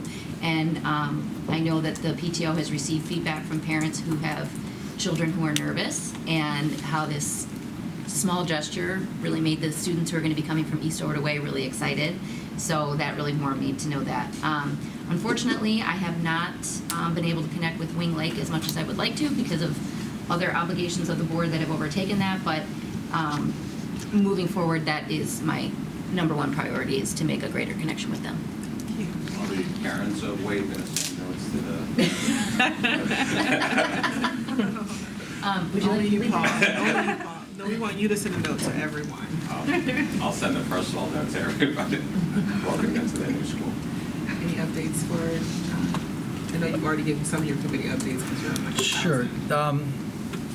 The only thing that's upcoming from OCSBA is the opportunity to go to Lansing on May the 4th. Anyone has that day off, let me know. It's $25, you get coffee and lunch, and you get to talk to your legislators. There's going to be 50 people, or there's space for 50 people from the OCSBA to go. I think Howard was usually the person that would go do that for us. I don't know that we're going to have the availability this year. Is that the behind the scenes tour? Is that what that is? Yeah. That's something It's different. Advocacy Day. Yeah. Oh, is that but there's two things, right? One thing. It's not the thing. The behind the scenes that I've gone through in the past, that's actually worthwhile. I'm not saying that this isn't, I'm just saying, it's just going up, having lunch, as opposed to the advocacy day, it was like an 8 to 12. We gave you a tour of the Capitol, you met a I bunch think of. this one's put on by the K-12 Alliance versus MISB. Got it. This is 9 to 3:30. Just letting everyone know, in case you want to do it, reach out to me or Rebecca, and we can get you signed up. Just sign up. Got it. Thank you. Is that's our... That's all I've got for today. It's been a busy couple weeks. John, what's the top, and if you don't know this, what is the top of their list now in terms of Oakland schools advocacy for? Is it like it was special ed and retaining teachers? What's their top? And if you don't know, you don't know. Yeah, I'll have to get back to you. I can circulate Good the question. goals. They did develop their legislative goals. Yeah, that's what I mean, So yeah. I will route that to the board later. Thank you, Rebecca. All right, so I Trustee. have less to report on the liaison front. I've been spending a lot of time on the sinking fund lately. That is a committee. Between We'll Paul, report out on that. John, and myself, we've been spending a lot of time on working with the administration, Barton Mallow, and PMC on the details of their singing fund proposal before we bring that to the whole board. So we're still continuing to review a lot of those details, and we're not ready yet. Are we adding it to the agenda tonight? I know No. there was some. No, it will come at the May meeting. are we gonna, I'm just saying, and I'm happy to, are we gonna report out on sort of, We're going to report out at the May subcommittee. I'm sorry, at the May committee of the whole, sorry. Because I don't think we're ready yet. I met with Pat again earlier this afternoon to ask for additional details, so that'll be forthcoming to the three of us. So the sinking fund committee, just so everyone knows, are trustee Kumar, trustee Copeland, and trustee Kumar, correct? Correct. So, and that you've met, so you're just sharing that your committee has met and you talked through some things and you'll be. We're working with the administration and gathering more details, yes. And we'll be coming back at the May committee of the whole with an update. We've met several times. Well, several times. We know well, you've met. yeah, I mean, we've met several times, and I think, right, the scope of the meetings was a couple of things that came out in these meetings. One, talking about the bond, what's, the sort of the scope of the bond, and then comparing it to the scope of the sinking fund, and making sure that we're aligned between administration, the board, in terms of what's included on each, the bond and the sinking fund. And then, because I know one of the discussions that the committee is obviously we're looking to in May is, what is our recommendation going to be for the sinking fund, right? And that's sort of where we're at. Thank you for the additional scope. And so we're looking forward to that update in May. Thank you. And I'm sure the community appreciates all the extra work and getting to see what you all are doing outside of the board table. So thank you all so much for all the heavy lifting that you're doing. So Also have an update one more. on another subcommittee. This is the superintendent evaluation subcommittee that I support with Tarek and Megan. So as you know, as we all know, superintendent and the board finalized superintendent's goals for 23-24. The subcommittee's intent is to work with the superintendent on the artifacts required to assess those goals. And the intent for that subcommittee between Megan, Tarek, and I is to finalize those artifacts with the board, with the superintendent in the month of April. And then the calendar for the rest of the year is to have an interim assessment sometime over the summer, just to review verbally how the superintendent's progressing towards his goals. And then there'd be a preliminary review with Pat and the subcommittee in November. It'd be a committee of the whole discussion on December 7th and a full board review on December 21st in time for the December. So one of the things I want to make sure on May 13th, we're not prepared to discuss sort of our initial findings sinking fund. I mean, I want to prepare. We need to let the community know sort of, like their expectation as we're closing down in September, like what, and this is what, I know Bart Mallow is working on, Plant Moran is working on. What exactly is the expectation of what's included in the bond in terms of all of our buildings around the district, and then how that ties into the sinking fund? I'm just saying, we're not probably prepared to go through that discussion now, but we should, be as transparent as possible with our community and let them know exactly, what to expect. Because I know people are asking questions. People are asking a lot of questions when people are like, well, I'm not sure why these classrooms in Way are not getting done versus these. So I think in that May meeting, we need to be as transparent as possible on what is eventually going to get done in the bond, and ultimately, how that curtails to a future sinking fund. Sounds like a plan. Right. And so, just to elaborate on that, we discussed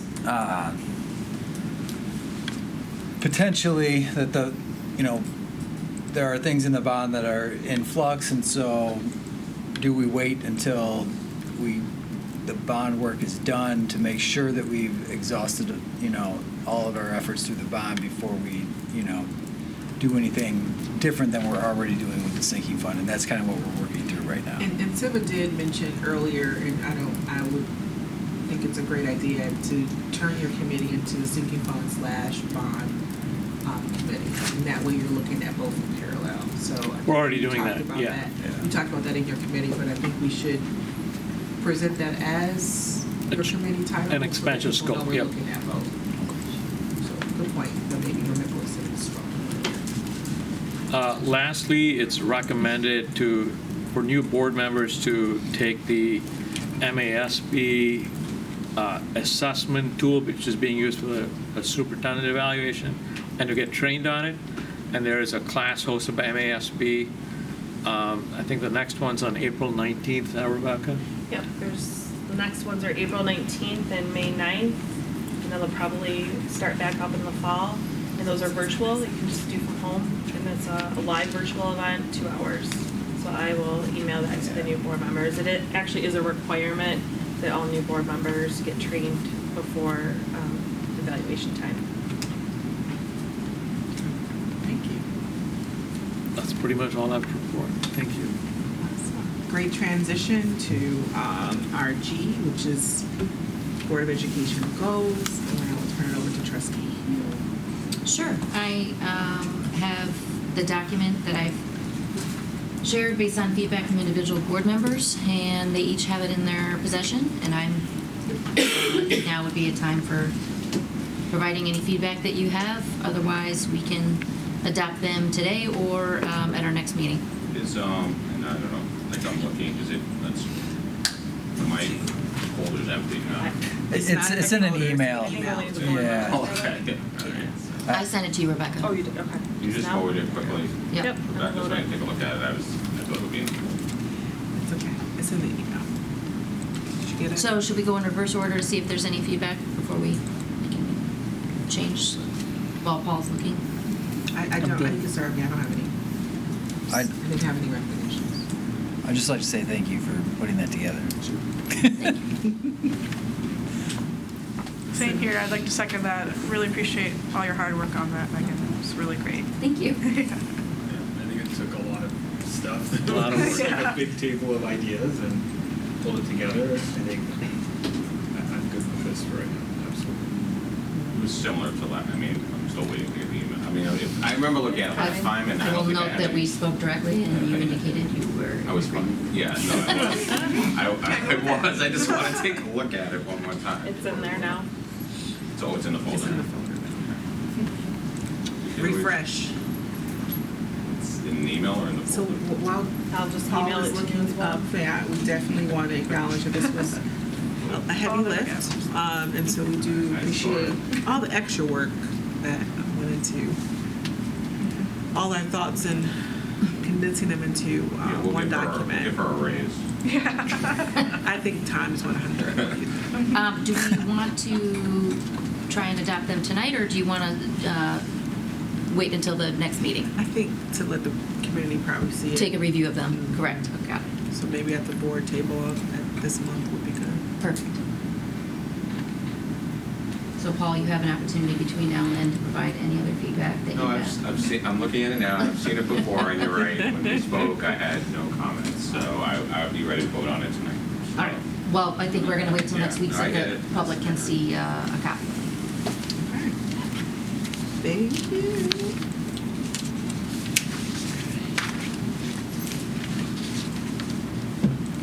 I know. I feel like I need to do like this with the paper, but so item 4G, we're going to look at the. Everyone should have a copy of the April 27th agenda that Rebecca provided in your packet tonight. We want to look at the agenda framework to see if there's any items that we need to add. Superintendent Watson, trustees, anything that's missing. Rebecca? People need to add the vote for the board goals. We need to add the vote for the board goals. I think it's on there. Is it? Is it placeholder? It's on, yeah, it's number 8. Thank you. Rebecca, you just. Do you read mine? So, on here. There's a I know we mic talked about this. Which one is it? What are you looking at? I'm looking at, 7, general discussion. So what is the scope of these mind tip presentations? Like, is this going to be like another, like a Again, I just want to know the scope of it. So it's going to be update on the school improvement process for our middle schools and elementary schools. So going over the data. Remember in the past, they did it, each principal did their own, and now we've grouped them so that the principals are co-presenting by building level. I'm just trying to think, like, the process, like, shouldn't this be like more of a, give it to us in advance and we have a study session? I mean, what, because this is an official board meeting where they just present these MyKIP school improvement plans. I mean, shouldn't it be more in the study session to discuss these things, to have a... What does MyKIP stand for? It's part of the, Michigan Continuous Improvement, Kimberly? Okay. Integrated is the continuous improvement program. Okay, got it. So in the future, if the board would like us to do it differently, that's fine. It's also a great thing for the community to kind of be able to hear and see the data. And here's our data. What are we going to do with the data? How are we going to see whether what those decisions we make with the data are actually improving what's going on in the building? There's a presentation given, has presentations already been done for like other groups on this?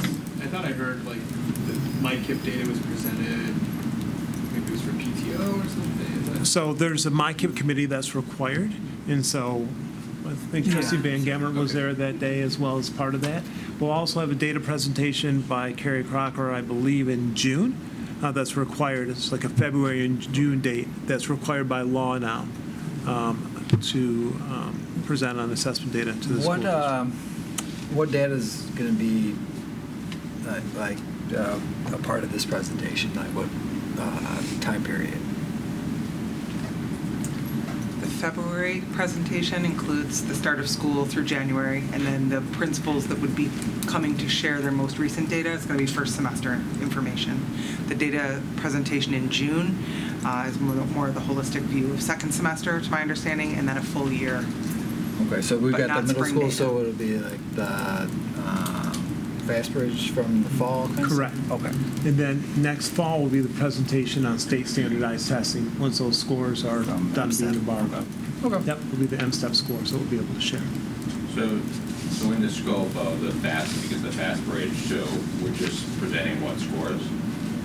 Scores, there'll be storylines as well, as far as here are some things, here's the data, here's what it tells us, here are some of the things we're looking at to do based on the data, and here's how we're going to see if those things are going to be successful, how we're going to look at Is that. there measurable data? Like, when you say data, if someone says to me, Fastbridge, 79%, I don't know what that, so is it going to be measurable that we in the community can understand if the data we're improving, is it going to be comparison of last to that? I mean, what's the measurable part of the data?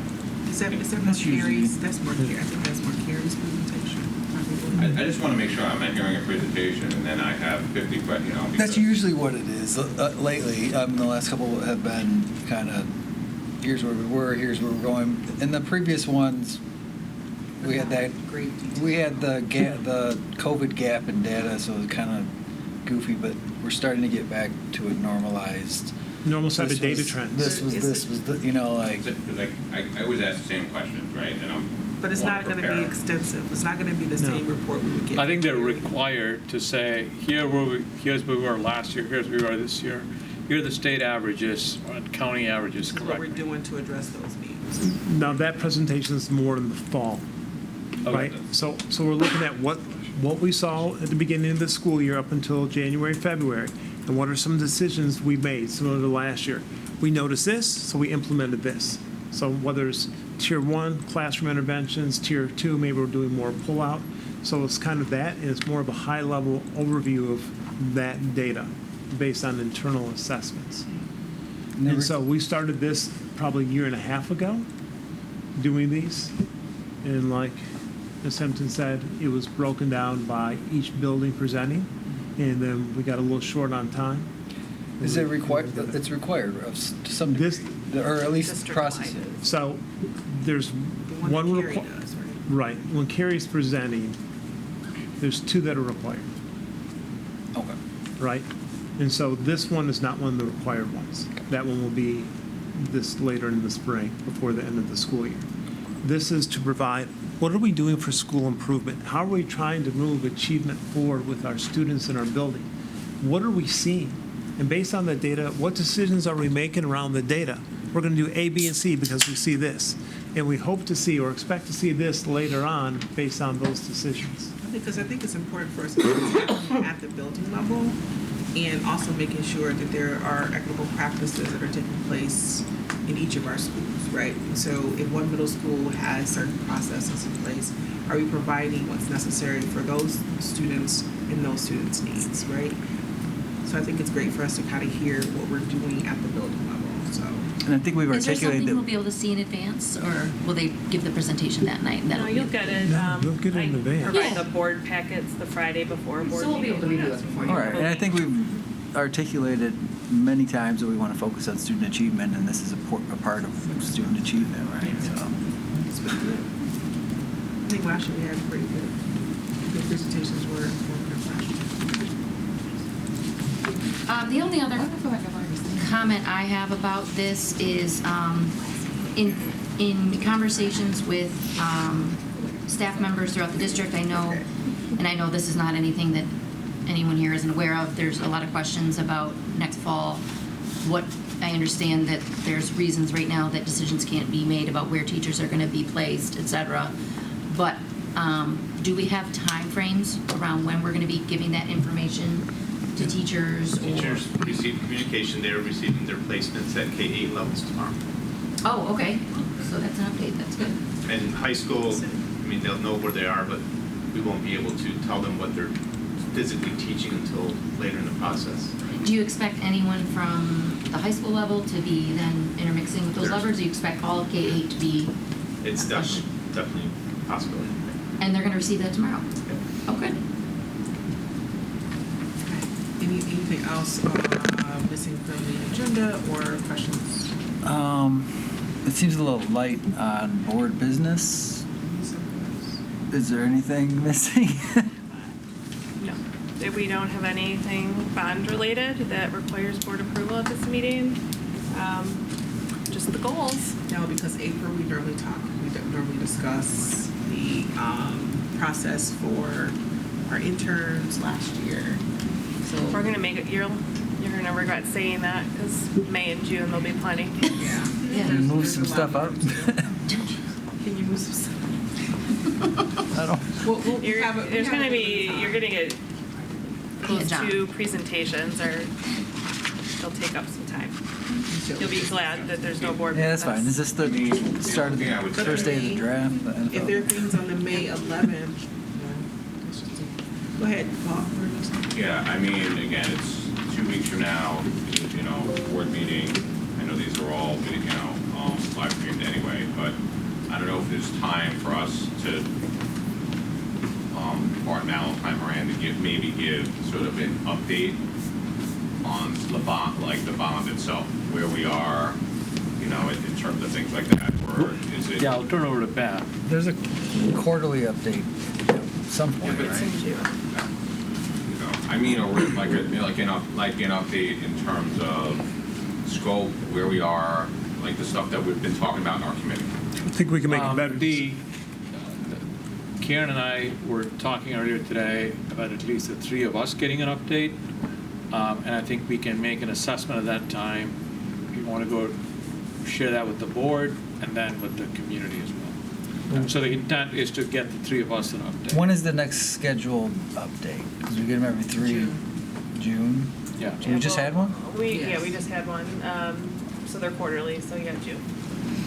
Because again, I mean, whether, I think the community, as I'm hearing, is getting, as they're starting to see, we're getting some information that's piecemeal in terms of what's getting done, what's not getting done, what to expect, what not to expect. I think that sooner rather than later, we start really giving these type of updates, the better. If we're gonna give an update, we're gonna get an update and we could share it. My vote would be for the three of us to review it, for the board to review it at the next committee of the whole in May, and then review it or present it to the community in late May. That would be my goal. And I don't think a month's gonna make a difference. I mean, the bond's moving along. So I think the more scrutiny it has and the messaging and the story, more meat you can put into it, the better. So I'd like to give the administration, PMC, some feedback, or we all should be giving feedback on what all we want to see. We've already given them feedback over the last few weeks, and I think we need to refine it enough for it to be able to go to the community. Okay, I don't think it's there yet. Okay. Right, I mean, there is a dashboard on the website, so anyone that's concerned about Conant Way, when you scroll over, it says finish editions at Conant Way, summer 2023, so that's what, I don't know what's happening in the existing classrooms, and maybe that's the concern that people are hearing, but there is a kind of, I mean, it's not that difficult to find on the website, and there's more people that go to the website than watch most of our meetings. Not all of our meetings, but most of them. I think the question is starting to filter in as people are seeing, between the website and then what they're being told on what's getting done in their particular building. I'd almost prefer that the website be like the primary space where the most information is available, so that people don't have to tune in on a Thursday night to find out, or go to YouTube. They can access the information at their leisure, but that's just my opinion. So we'll get an update, so we're not ready to put anything on the agenda on the 27th. Correct. That's my vote. Yeah. So I did take a look at, John, to your question, future agenda items, and it seems that we're good for what we have. Okay. Any other, all hearts and minds satisfied? So moving on to item I, May 11th study session agenda framework. If we can take a look at that proposed agenda to make sure the things we discussed today. So your hard copies won't reflect the additional items of the naming of Eastover and Lone Pine sites. The recommendation that will bring East and Fox yeah. And then the bond and sinking fund committee update, and then Sybil, were you going to be giving an update on the superintendent evaluation committee at, yes. at that meeting as well? Okay. Yeah. So then we would have those 3 additional agenda items. What is K through 12 mathematics pathways? What is that about? Mr. Bidlack? That's about us going through the math programming instead of just focusing on middle school. That was the original ask. We were just sort of going to give an overview of K-12 with highlighting specifically focusing on 6A. But put that into context of math programming for the district. Is it like just FYI, or are we like deciding on something? We won't be asking you to vote for anything that evening, no. The title is subject to change. So, right? Yep. Yeah, tentative title. I'm thank you. Yes, you're welcome. I think it's good. One of our,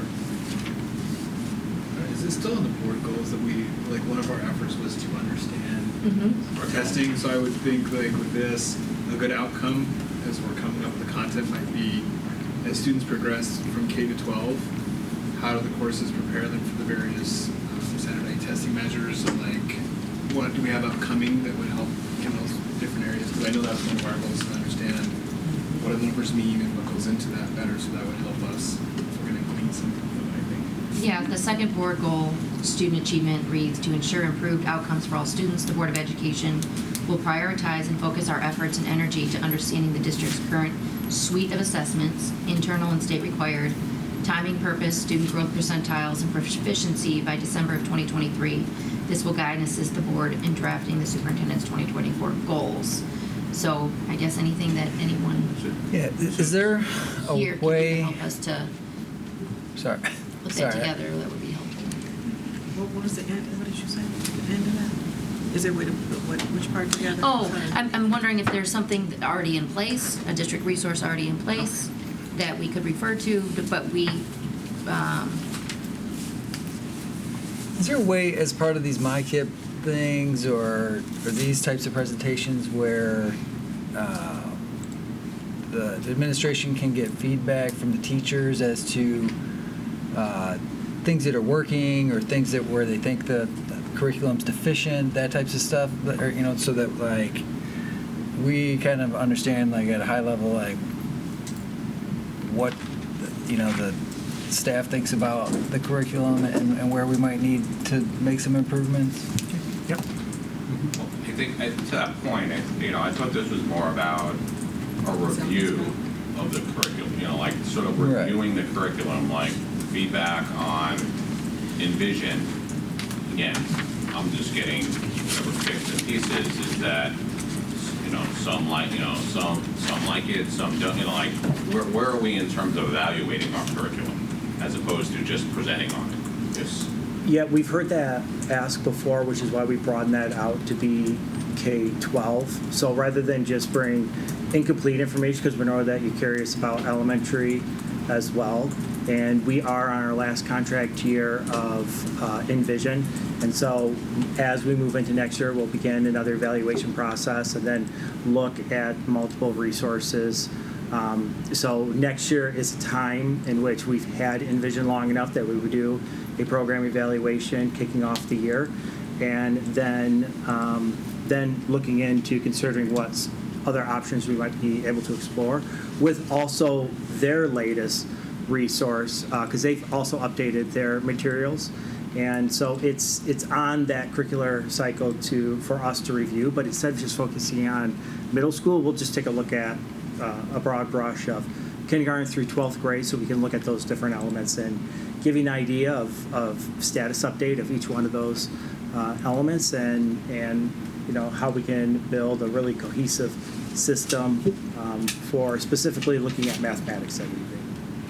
I mean, I know some of us have anecdotal evidence, anecdotal testimony from people, either, our own children's teachers or, Paul being in the community as often as he is, he hears things. I just think that, like, gathering some of that information from the boots on the ground that know that, this is working with this textbook and this isn't working, and there seems to be a gap here or whatever. I think that type of information, we don't need to know all of it, but like some of it would be interesting as a part of one of these presentations. Yeah. That would absolutely be, we wouldn't have that for next month because we're not moving into the evaluation cycle for Envision yet, because we still have one more contract year, but with that math program, that would be something that we would collect. We have our own opinions about Envision now that we're a handful of years in it, but you have to remember at the time that Envision is a comparison from having no curricular resources. So we definitely know it has made an impact. This is why our scores have gone up at the elementary level, and this is why at most grades at the elementary, we're now scoring at the top of the county, where Bloomfield Hills has not done that in the last decade. And so, but that's in comparison to not having a viable curriculum. Now that we have that in place, that doesn't mean that Envision lives outside of being critiqued and going through that review. Envision was selected by our teachers through a process before, and then we'll duplicate a similar process where we'll work with our teachers at the elementary level, and we'll scrutinize what we have as well as review what other options would be. But we would see the contract through to the end of its cycle.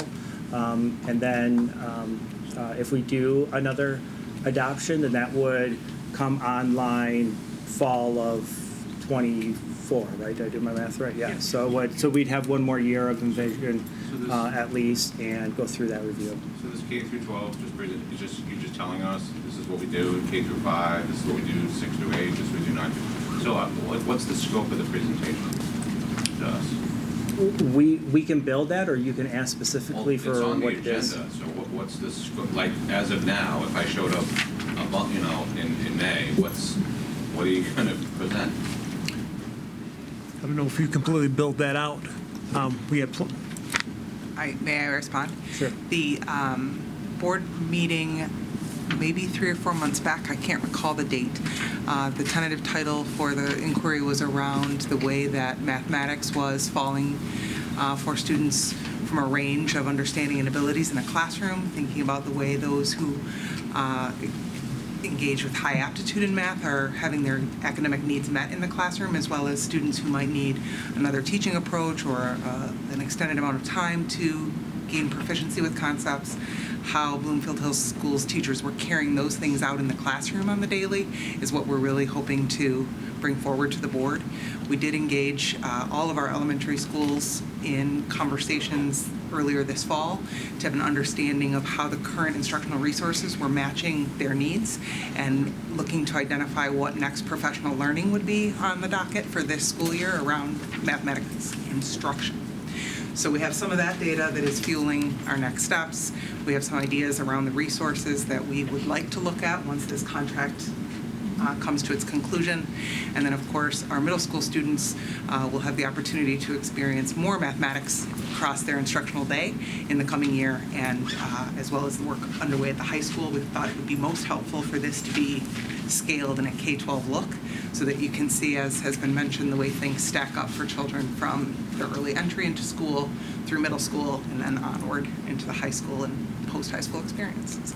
We won't be able to speak to what happens after 12th grade in mathematics, but we're certainly looking at our data and the professional learning we're engaging our staff with to have the best possible outcomes for all the children that we serve. So that's that was the initial scope of the presentation. To answer your question, Mr. Colon. I just had a question. Why math is... I think the past title was called Math Enrichment, No, I'm just and there was some question about that. You said a lot of stuff. I'm just confused about what exactly is going to be presented. Like, is it all like K through 5, the curriculum, the scores, what's working, what's not working, 6 through 8, the curriculum, the scores, what's working, what's not working, 9 through 12, the curriculum, the scores, what's working, what's not working, and what are we doing? I mean, I just made that up. I'm not saying, I mean, I don't know. Is that the presentation? Our goal for the presentation was not a data presentation related to mathematics, because we have that in a few other formats, but rather in response to the ways that all students' needs are being met within our current structures and what programmatic designs are in play for the future to continue our work in that regard. I think something helpful, just based on that board goal I just read off, be very high level, not in the weeds, each grade level. What are the tests that we offer at what time of the year, according to September through June? What are the tests we offer? What's the title of the test? A one-sentence blurb on what's the purpose of it, so that can be a resource for us, just to have one comprehensive summary of everything, so we can begin to do our independent research and then maybe have more meaningful following up to get more information on different things. It's overwhelming, to be honest with you, because this is not my area of expertise, and I'm trying to chomp off the whole big picture to see timelines of each of those before we start to get in. It feels like we start to get in the weeds, and then this it becomes more of a challenge because we don't understand holistically. At least I can say I don't understand holistically what the different. Does that making sense? What I'm saying?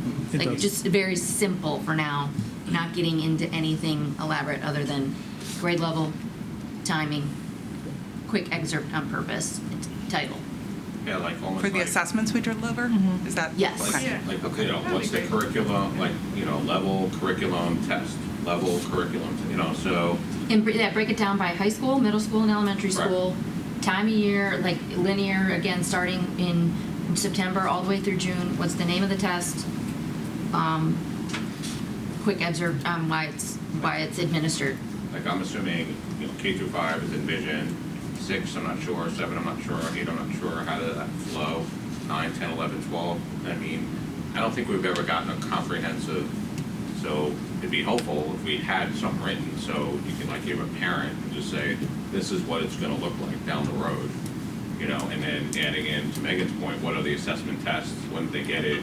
I don't need to see reporting. I don't need to see its data or on what it I on guess what I it want needs. to make sure that I'm clear on that. When you're saying tests, you're saying state mandated assessments versus a unit test. So I think that we Yeah, not we Well, stated it. Well, that's like that. you have to be Fastbridge careful too. with the- Like, right. Fastbridge is not state mandated, but it's a. F&P would be in FFP, there. like all, yeah. That's why we have it. That's why we have. Well, it. we have to do one or the other. Well, it's not. Not every school doesn't have to do I'm just saying Fastbridge. we're is not what I'm asking for saying. chapter tests. We're looking for common No, assessments. and no. That's I want to make Right? because when you say test, it gets really So assessments. MSTEP, Well, why do Fastbridge, we used to do F&P. NLEA or whatever? We can choose, Making the right? letters Yes. count. It's I don't know what it's the letters are, specifically but it was phrased. something. It Well, was a you bunch of could letters. pick iReady, you could do NWEA, We have a list of Fastbridge. But we can approved. choose. Okay. Yes. We're just Yeah. trying to get our So goal it's a- accomplished, basically, is what you're trying to say. Well, we're trying to walk before we can run. So Ms. Hempton, So it simply says This we're going to be committing to the understanding the district's current suite of assessments, internal and state required, timing, purpose. It does start to say going into student growth percentiles and proficiency. I don't think we need to even go there yet. You're just asking for math only in terms of that. You're not asking for all of the assessments we give. I'm asking for all of them, not specifically math. Any internal So this particular. district we wanna- assessment or a state required assessment on any subject. Another bullet point So I think for this is a board different, meeting. I think it's a different ask. Yeah, So just so different. so I think what you're saying is great, because I agree, but I think. It helps us with the our board goal, presentation but today it's different than. is a different ask. But if we're gonna have a math presentation, we might as well hit a board goal. No, I'm not disagreeing, I'm saying. That's why I was asking. I want to say for the math presentation, you're asking for the clarification to what we're assessments. You're not asking for every single. Of the- You're not asking for ELA. No, Okay. no. Not- So I'm just saying So, that like when we in go context, in. which makes sense. This is the curriculum. This is where we're going, and this is how we assess it. This is the curriculum. This is where we're going. This is how we assess it. This It is would- how, when, why. Yeah. Right, It would with be no helpful numbers. when we have these presentations, Yeah. to have a framework, to have a visual, to say, all right, this is the one that gets offered in this month, and Yeah, no, I just make because all of a sudden it went from math to all of them, and I was like, I want to make sure I know because It was before a I. different scope. Well, then it's a Yeah. reference that you can Right, just send I out think to, math is you know, easiest my because it's most replacement. linear, right? So that you can see that, and then we can refer back to that presentation the next time we present an ELA, which is kind of the plan that we had looked at, which was we're gonna give you a subject, go through the curriculum and how we assess it, and then the next time we'll give you another subject, curriculum, how we assess it. So that will be our template as how we present it to meet your goal by December. That makes sense? Yeah, Yeah. it's the board goal, but also when we start talking about things, you know, we talk, like, I'm very interested to know at what grade level for curriculum are certain things introduced to meet the objectives for students achieving on a particular assessment. So how is, like.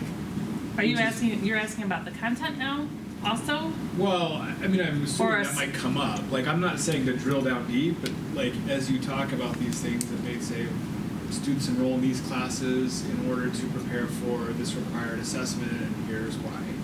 But, no, I'm not asking to go Okay. not for a this. mile deep into the. No. On day 360. so I wonder, Ms. Hempton, if we could also provide, and I know it's on the website, kind of K through 5, kind of like the power standards that are there. So, hey, I've got a third grader, I'm new to Bloomfield Hills. What will my child kind of experience in third grade ELA? What might that experience in math? What might that look like? If we could put that in the folder as well, because I think that's something that could, the board could also point parents to as a reference. Well, I just want to say it's good to hear that the math scores have improved since this program has been put in place. It sounds like it's a positive move, though. Is that right?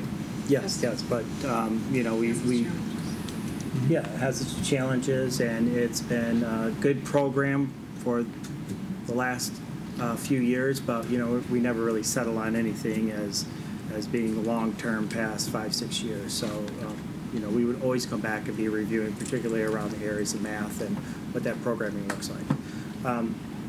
So originally, what we wanted to frame out is just simply a map of how math sequences and different levels of math as you start to move through middle school and high school, as well as putting in elementary, and, you know, making mention that we'll be moving into the last year of Envision, and to put on your radar that we'll be looking at different math series for that, and then we'll bring in the assessment package that goes along with math and that sequence, and then can also orient you to where some of those power standards are available. And that was our plan, sort of high level, just so you knew the type of programming that we're going to be offering at the middle school, and then how that sequences out, depending on when a student takes a particular math course, and then now what are their options after that, particularly at the secondary level. Are there other subjects that we're going to be hearing about as well in the future other than math? I'm just curious if this is just one focus right now. Did I miss that? think she said ELA. Oh, yeah, oh, okay, I forgot. Yeah, it's okay. So because those are two separate things that we talked about, I will follow up with an email relative to the board goal and copy Superintendent Watson and Dr. Southward and summarize what I just said, just to make sure. I saw you taking notes, and it might be. Yeah, we just said we're gonna get together tomorrow and I'll put it in an email so that it's listed out clearly. And I don't think that's an expectation for, I mean, the timing.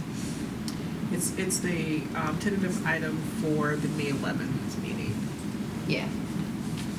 Is it, okay, I'm looking. And I'll reiterate that less is more.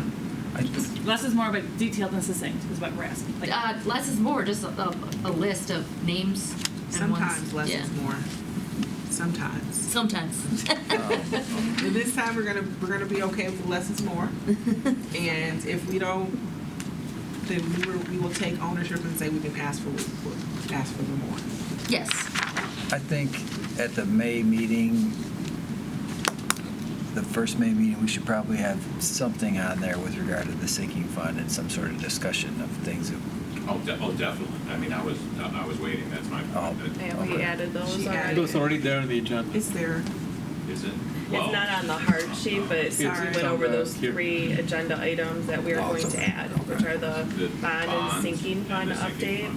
It's going to be the naming of the buildings that we just talked about today, and then superintendent evaluation committee update. So in addition to what you see here, we're going to add those 3, and then we added B, which was a request from 4 or more board members. Yeah. And then probably the intern committee update. I mean, we're going to have a committee update, because by then we'll probably be like midway through the process. Say that one more time. The committee update, at least the board intern update, because by then, May It'll be at 13th, every study session. yeah, we should You are probably on every be study close, session. like starting the interview process. Yeah, we'll add the committee reports to every study session. Sure. So So that do way you it want me encompasses. we're gonna just call it committee reports and not break out individual committees? Or did you want the bond and sinking fund committee report as its own item? We'll leave committee report, and then the bond and sinking fund, we know we're gonna talk about that as a separate item. And then we'll add, to your point, the intern as a separate item. We'll keep the committee reports for individuals that have those other meetings that they attend. So we'll do the board intern program committee as its own item, superintendent evaluation committee as its own item, and then committee reports. And sinking fund. It's, yeah, so 4 items, that's okay. And we spend more time on the other ones that were just updates. Sure. I have a question, but we're just talking about the board interns. Does anyone have, do we have a liaison to the board intern committee? Yes. Okay. It is chaired by Trustee Coleman. So we're talking about the new process. No, I'm talking about the old ones, or not the one, the current. The current, I don't know, Rebecca, I think the last couple of meetings that we were gonna have, I think the students canceled, right? They weren't able to attend. Weren't able to That's correct. attend. Okay. So we don't really have, so I don't know, on the So 27th. we'll recognize our students, their cycle closes on May 25th. So they changed it, so the board liaison person is connecting with the students, Okay, yeah, it was just, past and future. Yes. So every January, whoever the chair is, will connect with the students, current and run the process future. It's a split year right now. So Paul does all things board with the students. Great clarification.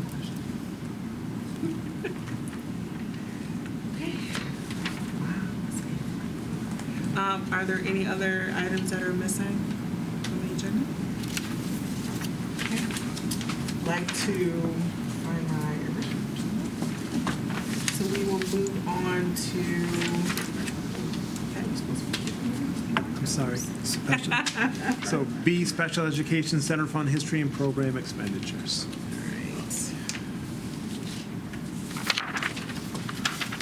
We don't have anything else. No, nothing. Is there anything else? All hearts and minds satisfied before I say the magic words? Item number 5, meeting adjourned.